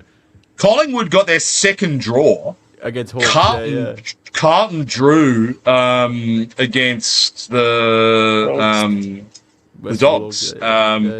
So the Dogs are still on 10. So sorry, the Dogs are still on 9. Carlton holds at 10. So I think we're playing Adelaide or maybe Collingwood for the what do you call it? The wild card. So I just think Carlton winning the wild card would be the greatest Cinderella story in Australian football history. So that's why I'm so into it. But yeah, look, having been around things like this like a couple of times now, I don't know, whatever happens in the very beginning is probably not the full story. And I got a feeling the full story on this one is going to be all over the shop. So I haven't seen the news story. What actually was it? We don't know. No one knows. Like, sounds like a couple of four players were in a hotel room. Then there was a couple of young women, or I don't know even if they were young. Someone's made a complaint, and then, you know, and of course, you know, it tests that kind of media shibboleth of, well, you got to believe all women. Well, you don't even know who the women are at this point. You don't even know what they said. Like, I mean, maybe it's the kind of thing you just probably shouldn't have reported on until there was a charge sheet, until someone, you know, knew what was happening. The media is going to stumble into the same exact scenario they did in the last few events, you know, where they just go off half-cocked. Anyway, yeah. There's actually so much more. See you, Scott. Sorry, I'll see you, brother. Out of the way. Thanks. Thanks, gents. To be honest, I might have to head off soon too, but I wish that I was more free to speak about the world. There's so many more things I want to say, but it's interesting. Why? What can't you speak on? Soccer's a safe space, dude. And also, we don't have the promo tonight, so there's this viewer count is like all organic viewers, so we can pretty much guarantee that it's just all the most solid guys, plus all the intelligence agencies, plus the Fairfax Press, plus the Guardian, Drew, are you going to plus go to the Dr. Kaz Ross. Oh, look, we'll investigate. We'll definitely investigate. What do you reckon? There's bring what's his name? Who's the guy? Ex Channel 9 Sunrise, Carl Stefanovic. Carl Stefanovic. Bro, brilliant. Look, I haven't talked to Carl in a little bit. I got to talk to him again. There's a lot to look into. I haven't talked to Carl in a couple of weeks. I've got to talk to him again. Yeah, I think people think that like I'm I think people think that like I'm a Carl Stefanovic federal operative or something like that, but I haven't actually talked to him in like 2 weeks. Well, you're his chaos correspondent. Like, I am his chaos correspondent, yeah. But yeah. What do you think about the whole Fabian society like LARP that's like taking a little of a stronghold in the Conservatives at the moment? Oh, look, the Fabian Party, dude. Okay, I can tell you this because I literally once was Labor left wing, right? Like the Fabian Party doesn't even it doesn't do anything. The Fabians don't exist basically. It's like 3 people in Australia. The Fabians are like Nick Dyrenforth and like 4 people. Yeah, because I noticed like Two Worlds Collide recently did the whole like few episodes or whatever his shorts on it, and then Carl recently had Topher Field on it to talk about the Fabians. I feel like it's just like a catch-all for like it's like Illuminati tier. But dude, it's even worse than that because Fabian Society is just like an open book. Like you join it, become a member like right now if you wanted to. Like I can literally tell you straight up because I literally once was in the Labor Party. The Fabians like they were seen as like dead. When back in the day when I was like Labor, like the Fabians barely existed. Like I'm pretty sure in Australia the extent of the Fabians is literally just like Nick Dyrenforth and like 4 or 5 guys who like meet up to talk about books. Like I don't know, I didn't even know like once a year. Were you in the Fabians? No, I never was actually because it didn't even exist. I'm pretty sure. Like I remember in Queensland there wasn't even a Fabian Society or whatever, and I remember like literally. I'm pretty sure the Fabian Society, the extent of the Fabian Society's existence in Australia was literally they'd have like a magazine they put out once a year or something like that. Like it's pretty dead. It's pretty dead, honestly. I think a lot of these guys are just stretching for, and like we've said it on this show a bunch of times. Brian and I used to talk about it. Like Australia's speed running through a lot of the kind of rhetorical checkpoints that the Americans did, and so I feel like these guys are now thinking, "Oh, Australia needs its George Soros." Like we need our Soros narrative. So who's going to be the big secret society boogeyman that we're going to blame all our own failures on? Dude, there's no secret society. It's literally just the fact that most Australians are unfortunately left wing. Like that's what it's been up until very recently. That's unfortunately reality. The thing I always point to is like once you get in there and you know these people, there's no secret society. They're just all fucking related and they went to school together. Like you look at.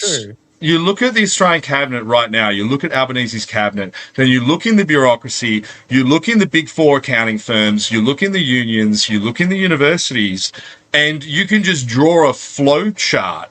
Like the cancer of managerialism just infecting our entire country from the top down. Like that's the secret society. And, it's funny because... The secret society to me, I think, is just literally the fact that... they all know each other from university student politics. But that's not a secret though. Like it's just the fact. Like literally, half the Labor cabinet knew each other in university student politics. They've known each other like literally for 30, 40 years. Half the Liberals did too. I remember talking shit, to like Brian and I know half of these guys from university politics. Yeah. And when you start to see, like, I've now started to see some of the people that I knew at UQ Labor getting into like state politics and stuff like that. There's this girl, Bisma, and she was the president of the ALP club at UQ when I was there. And I remember when I was getting expelled from UQ, she like cheered on. So I've known these kids for like ages, like, and there's no conspiracy on it. Honestly, like I think I said this on another stream recently. I can't remember where it was, but oh no, I said this in person. I think I said it to Dan Ryan from the NatCon Society. But he was on earlier tonight. Yeah. Oh, I wish I saw him. But I think I said this to him, and I think he actually agreed to me. I said, like, to be honest, there are probably less than 5,000 people in Australia who are actively day-to-day, like, professionally involved in politics. When you think about it, that's actually 100%. facts. That's a 100% fact. Like,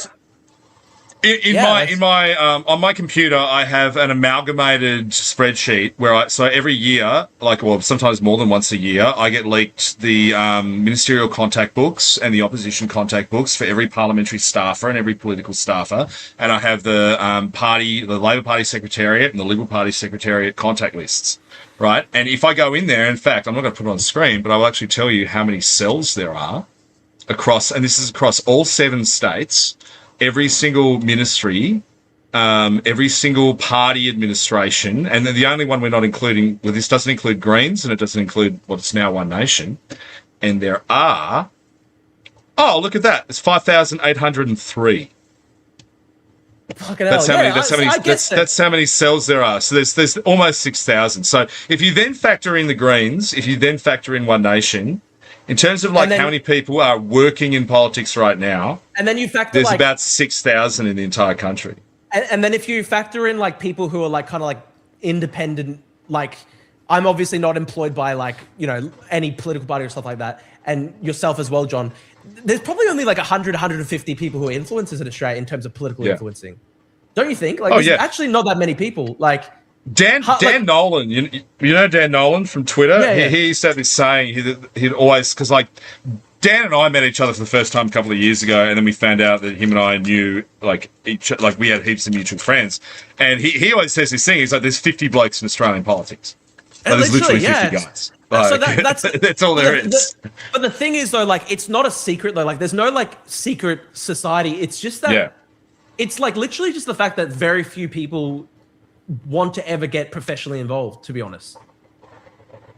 Yeah, and that's then what it is. Like, because I remember, I'll tell you, like, into, you know, I whether remember, it's no, you go. Sorry, I was just gonna say, like, I remember back when I was like involved in the Labor Party or whatever, and I used to like have this grand vision. I was like, oh, why don't I just recruit like 1 billion people and then I'll be like the PM? It doesn't work like that though. Like you go to like 90% of people who are interested in politics and no one wants to join a party. No one wants to get involved.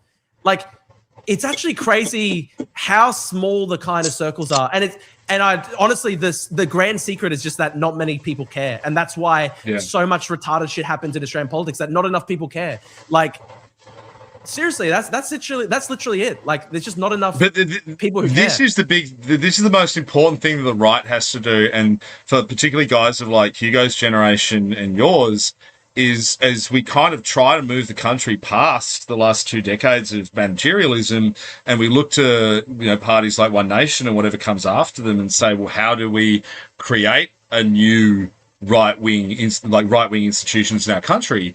Like, growing those institutions from scratch is the secret, right? So, you know, we have to kind of build our own Fabian society. We have to, you know, build our own networks of where everyone knows each other. Well, there does need to like literally be some kind of like intellectual right-wing movement. It has to happen. Like, I think there's still like, you know, a couple holdouts like Quadrant and stuff like that, but there needs to be like an actual home for like sort of like, I like Quadrant, but the readership would be very sort of old, and like there's not really, we need like a young sort of magazine, I think, or something like that. But yeah, I literally tell, honestly, man, like so few people are involved in Australian politics, so few people care that's why so much retarded shit has happened. Like, just because it gets let through to the keeper.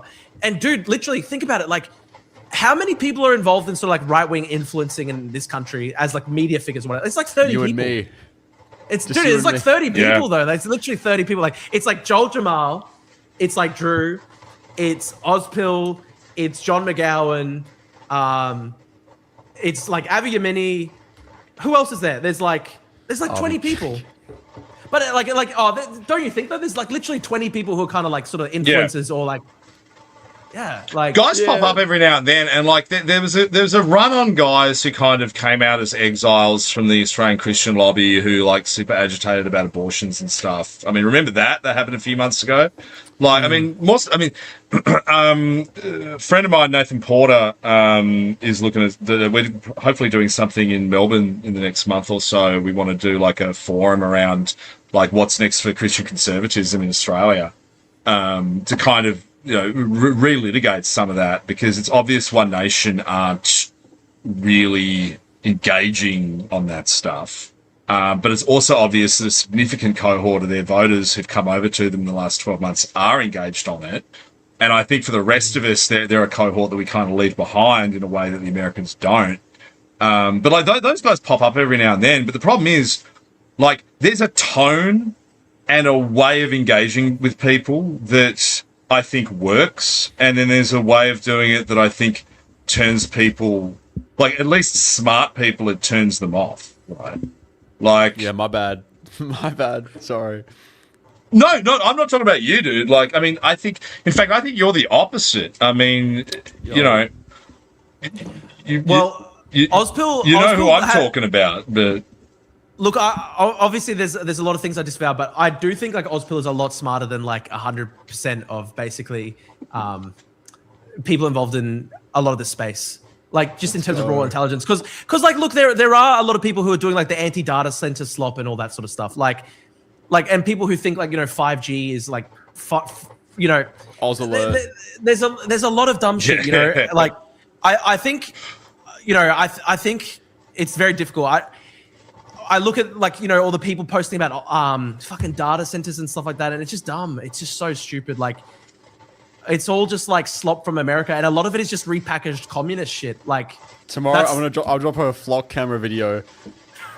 Guys, flock cameras aren't here yet. Dude, I'm going to bring them here. I'm going to bring them here. I'm so pro flock cameras, you have no idea. You should see some of my stats on this stuff. They're absolutely flock incredible. Cameras are like stopping like hardcore gangster hoodlums who just are fucking destroying society. Why would you be opposed to that as a right winger? It's so stupid. Like, and you they're want grassroots, to get right? They're grassroots. Like, you want to get anti-social people off the streets. You want your local community watch group to be having flock cameras, and that's the business model too. Like, so they're not selling them at state and federal levels. They sell them at counties. They sell them at like neighborhood watch level. So I think it's a fantastic model, and we should have flock cameras in every street corner in Australia. Like, just even on the left, going after hoodie people. You know my point before about like the influencers. Even the left, like how many people is it? It's like Friendly Geordies. It's like Punters Politics. It's like there's like very few of them, don't you think? There's like Hannah Ferguson, Abby Chafford. There's probably 10, 20 sort of left-wing influencers. But you say there's too many of them, but like I've crunched so many numbers on this. Like there's actually way too many for Australia, because what all these guys forget is that there's 26 million people in this country, right? And the monetization regimes for the social media companies are fixed against social media penetration levels in the United States at 400 million. And plus their global audiences. So when you're doing bespoke Australian content to an audience of 26 million people, like you're talking about being an influencer in the state of, which US state's got 26 million? Like, what's Texas? Florida? What's Texas? Florida, maybe? Florida, probably more so than Texas. So, like, it just doesn't work. So when you look at so many guys on the right sit there and go, "Oh, I'm going to be Australia's Nick Fuentes." Like, you look at Nick Fuentes' numbers, which are more than enough for him to live off and to, you know, do that full time and to maintain that audience. But he can only do that in servicing a country where there's 400 million potential viewers. And he probably has a gross audience of 1% of that. So in Australia... Like my metrics on Twitter and stuff are pretty crazy, but I think I've said this recently. Like, I'm happier that I do this and I'm proud of it and everything. But like what I like sort of make for myself in like sort of as a small business is like roughly equivalent to like what a sort of like junior ABC journalist would get. Like, it's nothing crazy. Whereas like in America, influencers will make millions of dollars. Whereas I think when I'm only able to like just sort of replicate. I'm basically able to replicate like enough that I can live off as though I was just like another journalist, which I'm still happy about because then no one can fuck with me. But when Brian and I started this last year, to bring it back to our 1 year anniversary, like when Brian and I started this like this time last year, I don't think I didn't have a single client in August of last year. I was fucking broke, and I'd moved home to Tasmania, and we talked about it, and we were like, yeah, maybe we could do it. Maybe we could actually start like doing like monetized content and actually make a bit of money and then actually contribute politically out the back of it. And so that's why we were engaging with so many of the kind of, you know, grifters and, you know, slot merchants at the time. But like, I have a real job now. Like, I have a business in Tasmania. I don't need to do it. And so like, I do this for a few hours every Tuesday as like, it's my hobby. Like, and I enjoy doing it, and I like the guys who engage with it, and I've met heaps of cool people doing it. It costs me more than I make except for tonight, because we got banned. But it usually costs me about $150, purely just for the vanity of mogging Avi Yemeni, just so I get higher numbers than him. I boost the posts. So when you look at stream of consciousness, is that what you're doing? Yeah. So when you look at stream of consciousness and it says like I've got 40,000 viewers, yeah, it costs like $150. I was wondering that. I was like, where? I was like, where is that coming from? Where do all my viewers come from, dude? I just pay for them. Like, but tonight for some reason the ad. Yeah, I mean, I don't think it actually. The one thing I've noticed, like if you look at our engagement in the chat tonight, when I look at the engagement on the live analytics, there's actually zero difference. So the numbers we're seeing right now in StreamYard, this is the genuine organic audience of stream of consciousness. Maybe it's a good thing that tonight of all nights didn't work. What are the numbers? Everyone can see. Out of interest, what are the numbers for you on StreamYard? Right now, across all platforms, 1479, so 1,479. That's pretty good. Yeah, with zero promo. X-Chat made a good comment that said several millions of the people present in Australia don't consume English language content whatsoever. That's true. Well, exactly, right. Dude, exactly. WeChat is fucking huge when it comes to this stuff. Like, and it's yeah, it's huge. You know, so yeah, like I just like think there's a, you know, not to fucking sound conceited, but I think there's a certain level of authenticity from, you know, just doing it as a hobby, like not doing it to, you know, because it's your whole living. And like, Drew, I know like people that sledge you for it, but I know it's not your whole living. Like you have other hustles, and you know, I still work part-time for a lawyer, and like, and I guess like I've got my Substack and I've got my YouTube and I've got my Twitter, so there's like a couple different streams. It is funny. It is funny when I get people saying like, Substack's a good money earner. Substack is actually a good money earner. I really like it how people say that I get paid by, you know, secret agencies. I fucking wish I did. It'd be base. Like, me too. There's no money. There's no money at all. There's no money at all. Yeah. It's actually a shame. But yeah, it's interesting. Yeah. If there was secret agency money, you would absolutely know it. Like we'd have a fucking US flag background. Like I already do that. I do that for free. Like I love America. Dude, I love America so much. I went to America in June and July and it was fucking awesome. It's a beautiful country and it's like literally the leader of the Western world. And like, why would you want to cut Australia off from the Western world? Like, this is our heritage. I reckon for monetization, Substack's definitely the best one. Like, yeah, I make 7 times on Substack what I make on Twitter. How many paid subscribers do you have on Substack? It's like I only have like 90 paid subscribers out of 700 total. That's a good ratio though. And it's not expensive, but I find like oh man, like this is a bumper week. Like that last piece. Like, I got so many horny women just sending me $50. I feel like a fucking OnlyFans, like, slut. Like, it's crazy. That's awesome. And they send breathless little messages with it as well. I'm like, maybe I should just write smut. Maybe I could... What was the article? I didn't see this. What was the article? It was just some turgid, like, semi-biographical shit that I wrote It wasn't even about politics. Because that's the other thing. Like, that's one thing I found, like, during the whole SOC experience, and like particularly in the last few months, like, I'm still passionate about the country and the direction it's heading in, but I'm just increasingly less passionate about politics, and my zeal for writing about it and engaging with it has just plummeted, because at this point I'm like, what's the fucking point? Like, I don't even think there's a cohort of people out there anymore whose minds need changing. Like, I know all the people who've changed their minds.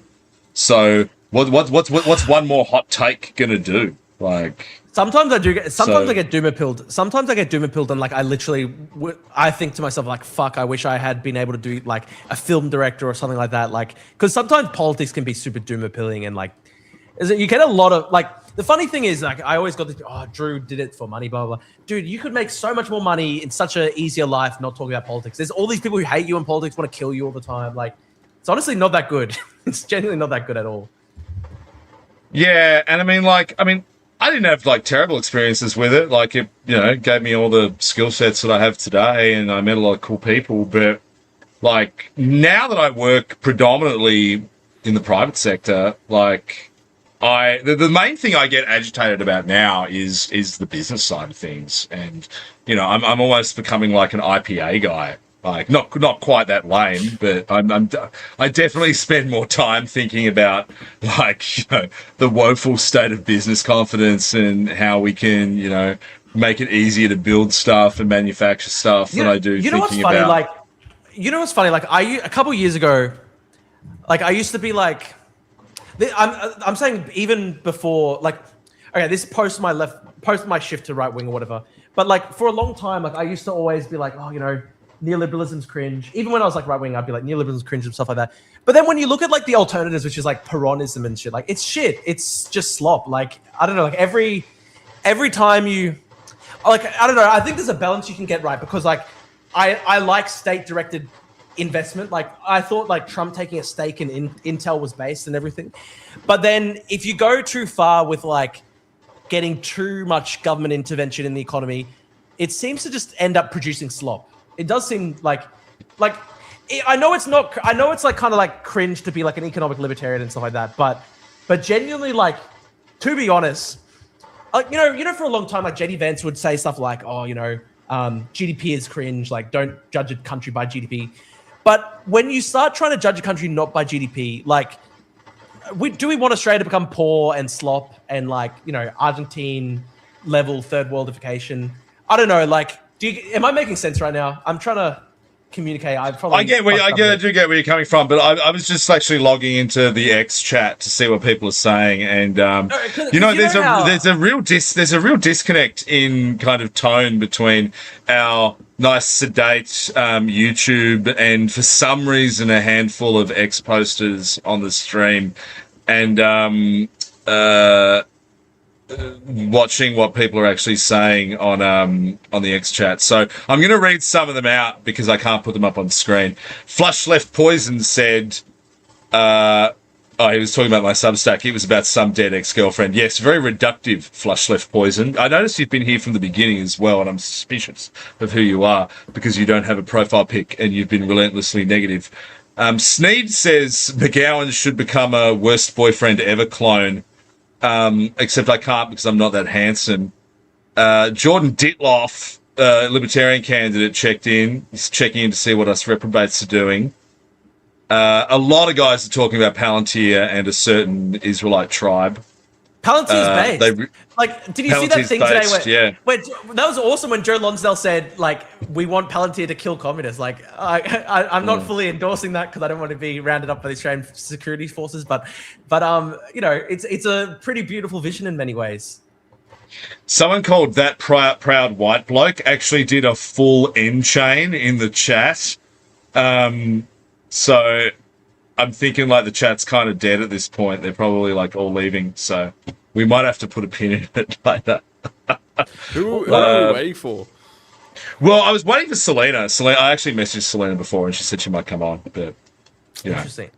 What I was trying to say before, you know how there's like a kind of trend among some right wingers where they go like, oh, GDP, like focusing on GDP is kind of slop and stuff like that. Like, I used Bro, to the think chat like that. just like came back alive when you said that, by the way, John. But yeah, go, Joe. Oh, really? That's funny. That's funny. But do you guys know what I'm talking about, though, right? Like, you know how there are some right wingers who are like, oh, you know, to focus on GDP is slop, and like to an extent, yes. Like I used to make fun of Susan Lake because it's like her like big vision for Australian politics was like, oh, we're gonna like do a 1% tax cut, and it's like, okay, no one's fucking going over the top at Gallipoli for that. But at the same time, though, like if you go too hard against like, you know, free market economics, it does end up seeming to be slop. Like you do seem to just become poor in like third world. Yeah, no one wants to be poor in third world. Hey, did you read Susan Lay's AFR piece where she travels around America? That was a good article. And she meets. I literally refreshed AFR the second it dropped. Like it was crazy. Yeah. I was like the first person to read it. I'm like, is this like real? Is this like AI? Like, Is this real chat? Yeah, that was my reaction. It was actually a good article. I really enjoyed it. It was really well written. If you take it as at face value, as like it's Susan Lay realizing that poor people exist for the first time, it's also like she doesn't say it, but it's like Susan Lay meets a non-white person for the first time. Like that's what half of it was about. Like Susan Lay realizing that when you have like that many non-white people on a bus, they just all talk on speakerphone for the entire time. That was my favorite part. I know this is a secret. But it was a good article. It was a very good article, and I was surprised. And I think I said this, but it's like, why the fuck are they always robots and then they only show personality once they're over? It's sad. Like, True. I actually was like, what the fuck? She's got an interesting personality. Where the fuck did this come from? It's because guys like me work for them and just like whip them like constantly to like be inhuman freaks. It's why every single prime minister of our country, the greatest speech they've ever delivered has been their like concession speech, right? And a big part of it is it's for this cohort of people. That job is the greatest job they will have in their entire life. And so they will do anything and they will make any moral compromise to keep it. They will hide any part of themselves. They will suppress any instinct that they might otherwise have in aid of keeping the best job that they will ever have. Like, it's just how it's always been. And, you know, until you get someone who doesn't need the job and doesn't care about it, and we've had, like, you can count on one hand, state and federal, like in public life in this country, how many people like that we've ever had. You know, like, I mean, I wrote a Substack on this a while ago. One of the first ones was Kim Beazley Sr., right? Like, he was a guy who got elected at 27. He was already a polymath and, like, widely recognized as, like, a future prime minister. But he didn't need the job because he knew he was smarter than everyone else. And at the first ideological waver in the Labor Party, he told Gough Whitlam to fuck you, and he left, right? Wait, like, sorry, they don't make people like that anymore. Who are you talking about again? Kim Beazley Sr. in the 1970s. Yeah, so right. The Kim Beazley you'd know, his father was an incredible, more of a right winger than a Labor man. I mean, in many ways. I mean, although incredibly compassionate and was one of the key figures in the native title movement. Like, but he was an anti-communist and. You know, he quit over, and he actually quit over Gough Whitlam's involvement with Iraqi donations, and he just said, "Fuck you, I don't want to be here anymore." Right? That's actually but we that. don't get people like that anymore. People like that don't join. One of the few others I'd say I ever saw like that was like Barry O'Farrell in New South Wales, right? I mean, for some reason, that was just always Barry's attitude, and that's why when the ICAC came knocking, unlike Gladys Berejiklian, who would fight tooth and nail for years and do untold damage to the Liberal Party, Barry just got busted with his bottle of wine and went, "Fuck you, I'm out." And, you know, he'd done an incredible job in 2 years. Like, he'd laid the foundation for a decade of infrastructure growth. Like, he'd put the Liberals into a commanding position in Parliament. And then he just went, yeah, cool, I don't need to be here, it sucks. And, like, he'd actually said that to everyone for so many years. He hated it and it sucked. And he left. But I can count on one hand the number of people like that who weren't just startled by the bright lights of the big parliamentary city. Most of them get in there and they're like, I never want to leave. And I'm going to cling on by my fingernails until someone kicks me out. There's a lot of pissants. Which is sad.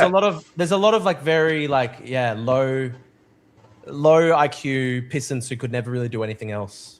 That's the problem. Yeah, I mean this is the fundamental problem. One thing I always like, obviously Malcolm Turnbull, bad politics and everything, but I did always respect the fact that he actually had a life before he went into politics, which is very rare for like 99% of Australian politicians. But see, Malcolm was addicted to something else. Like, his problem was never the fact that it was the best job he was ever going to have. He was addicted to the adulation from Australia's elite establishment, right? From the second he went into Parliament in 2007, you had the editors of newspapers and the doyens of the business community saying, oh, we need Malcolm Turnbull to be Prime Minister, right? And it infused every aspect of Australian public life. You had every journalist, every commentator, everyone was saying it for so long. That's why he did it. I don't think he even really wanted to do it. It's like he only probably wanted to get into politics to impress his dead dad, and then he only stuck around to impress a bunch of like dying newspapers. And then when he got there, he realized it was shit, and then he clung on long enough to craft a legacy and then bailed at the first opportunity. Like, I think there are a lot Turnbull was an... Oh, you go. Turnbull's an enormous lost opportunity. Right, like he could have been the guy that just put the fire hose on the entire thing, and instead he was like, "Oh well, it is what it is." It's interesting. Like, I think a lot of Australian politicians, probably every prime minister of like the past like 20 years, like once they actually got there, they kind of were like imprisoned in the role, and they weren't ever able to do anything or really pursue their own interests and all these sorts of things. It does seem to be at a bit of a poison chalice. Well, they're imprisoned by the bureaucracy, and this is one of the reasons why. Not just at a state level, but also at a federal level, there have only ever been, federally, I think there's probably only ever been 3 prime ministers who've, like, been able to stamp their ideological and moral authority over the government they would go on to lead. John Howard in 1996, Kevin Rudd in 2007, and Anthony Albanese in 2022. And the reason for that is when you come to government, you have a window of about 2 weeks where you can fire all the public servants, right? And this, I think, is the biggest issue that One Nation is going to have. Oh, they're going to be hamstrung so much by the public service. It's because scary. One Nation. You look at all the chaos that's being caused in One Nation right now in candidate selection. I don't care about candidate selection. Someone like me with enough money can get a dog elected. Like, we can get someone with an IQ of 65 elected, and trust me, we have. I once got a guy elected who was illiterate, and we covered up the fact that he was illiterate for 4 years. Right? He resigned like as a very well-respected member of the New South Wales Parliament, and not a single person ever realised that he could not read or write. Right? That's entirely possible. But the reason why someone like O'Farrell, when he came in 2011, or Rudd when he came in 2007, or Albo when he came in, what Albo didn't have to do it so much, but what everyone else had done was when they got in, the only people you can fire on day one are the department heads. Right, you can't get into the rest of the public service. You can't get into the real paper shufflers and take their jobs. Jeff Kennett was one of the only people who ever did that. Kennett quite famously got a desk in Spring Street and just made all the public servants come in and explain what they did. And if they couldn't answer it, he fired them. Right, but I mean that's kind of like urban legend, but I like to believe it happened.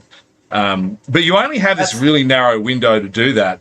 Now the question for Hanson is, forget about the candidates. When you get in, who's going to be your head of DPMC? Who's going to be your head of Foreign Affairs? Who's going to be your head of Defence? Who's going to be your head of the Health Department? Who's going to be the head of the Department of Education?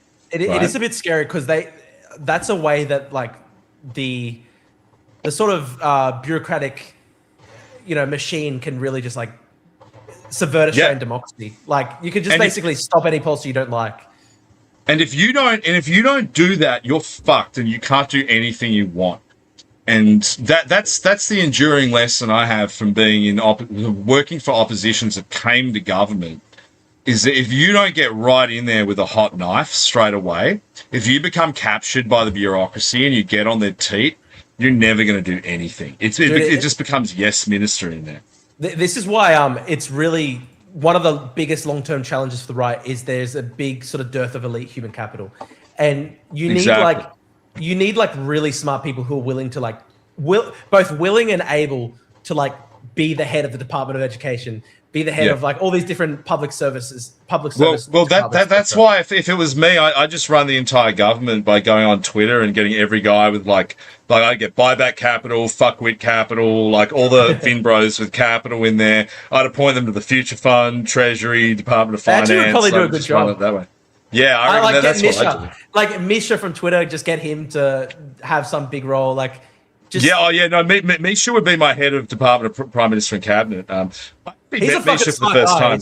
He's so good. He came down to Tasmania and I spent a weekend with him. Absolutely No incredible way. guy. Patriot, that's awesome. Yeah. Yeah, he's a very smart guy. Yeah. His recent article about Australian decline was really good. Oh yeah, absolutely amazing. But he writes like that all the time. He's one of Australia's best writers. Like, Yeah, I know, and it's absolutely. amazing because it's very slept on. Like the best writing, Yeah. honestly, the interesting thing is like so much of what gets published in like the sort of official press is just slop and shit. Like, have you ever read anything interesting by Laura Tingle? Like ever? Literally never. Like I literally couldn't find a single interesting thing they've ever No. said. But then I go to like None of John them write McGowan's well. Substack or I go to John's Substack or Misha's Substack, and there's just like there's a lot yeah, of and they're interesting just bangers, right? It's also Yeah. because I drink while I write, so that makes it better. Hey guys, it's now 11 o'clock, which is when I'm going to call it. All right. Thank you guys very much for coming on. Ozpil, you got anything to close on? You kind of like got closed out of that last bit while you were taking on the very important role of moderating our comment section.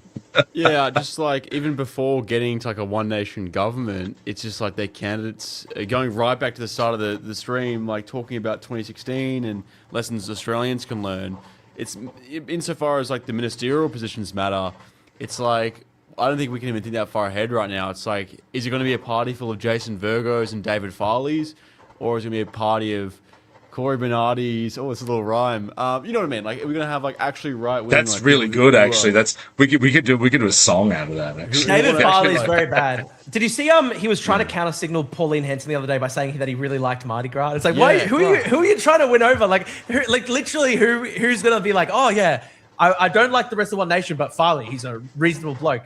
Why do you care what the media thinks about you? They will always hate you. Yeah. He like obviously wants to be like, still invited to cocktail parties and stuff. Like, you've got to fucking burn the boats, man. Just give up. Like, seriously. I think the trouble is like the scary thing is like One Nation's obviously drumming up like a far left machine in Australia. Like the Victorian Socialists getting super active, or the Socialists are getting super active and super organized under the banner of like there's an insurgent far right that we have to like meet the moment to beat them. And to them it's like Hitler's rising, and then to us it's like it's David Farley. It's like just like memes, and so it's like the left are going to get super activated and like just like ready to win, and then our guys are either in it to I don't know because they're just a career politician. They're in the Libs, now they're going to be in One Nation, or they're a bureaucrat at the end of their lives, a businessman at the end of their lives, like Farley, and politics was the next step, or whatever it is. It's like we need the ideologues, we need the impassioned activists. What does the Leadership Institute teach us? It's the impassioned activists, right? Like, we have to get them in, and that means that One Nation can't block out the far right. Like, embrace who you are, Like, wake up.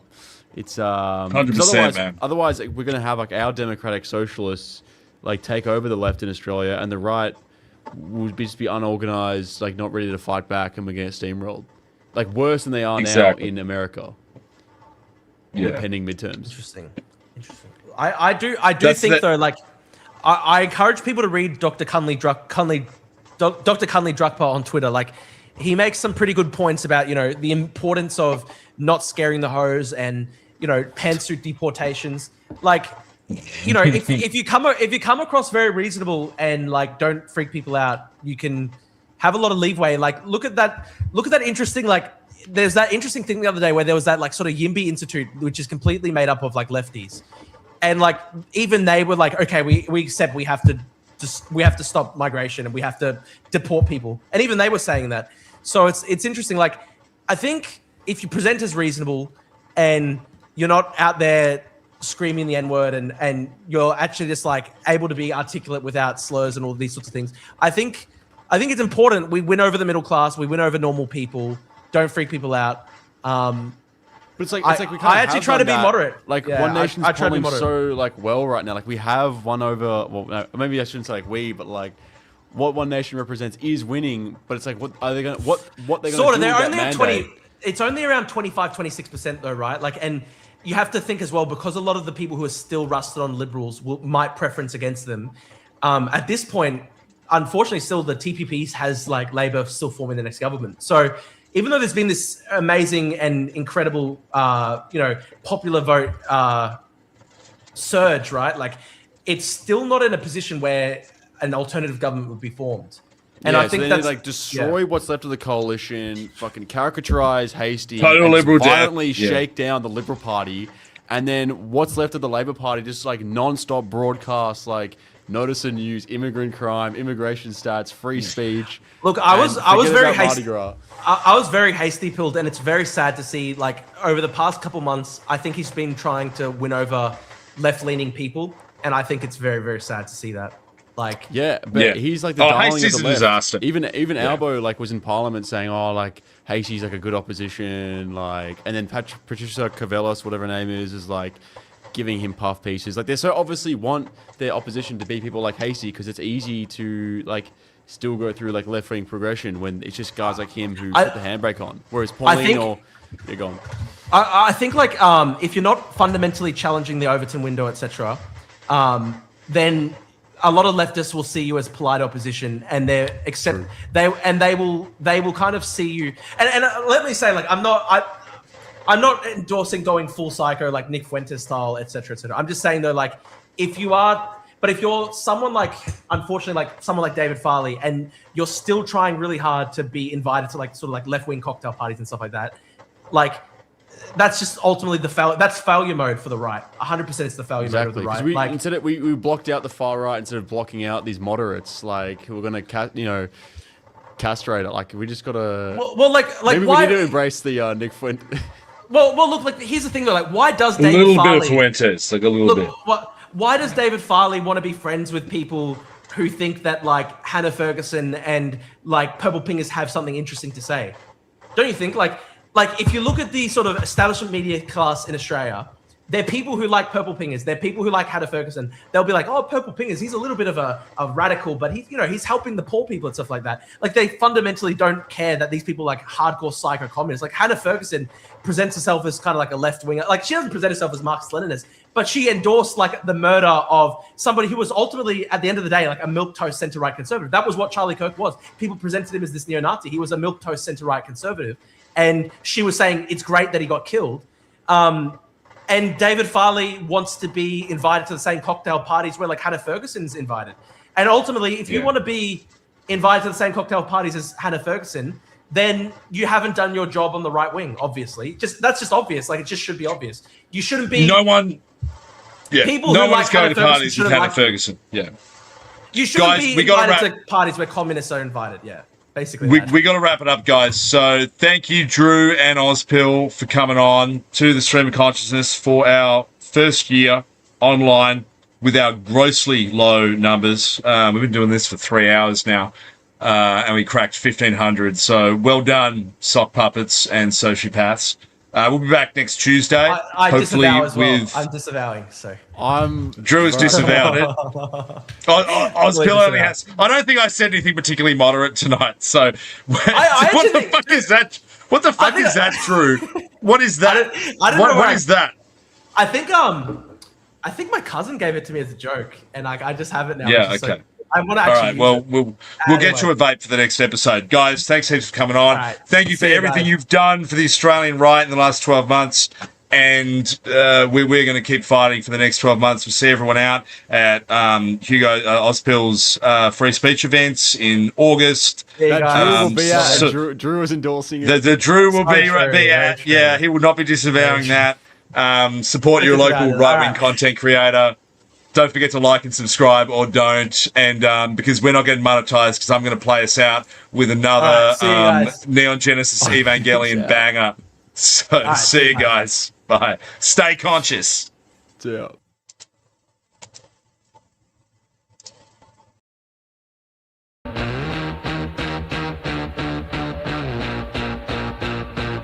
Was it the best?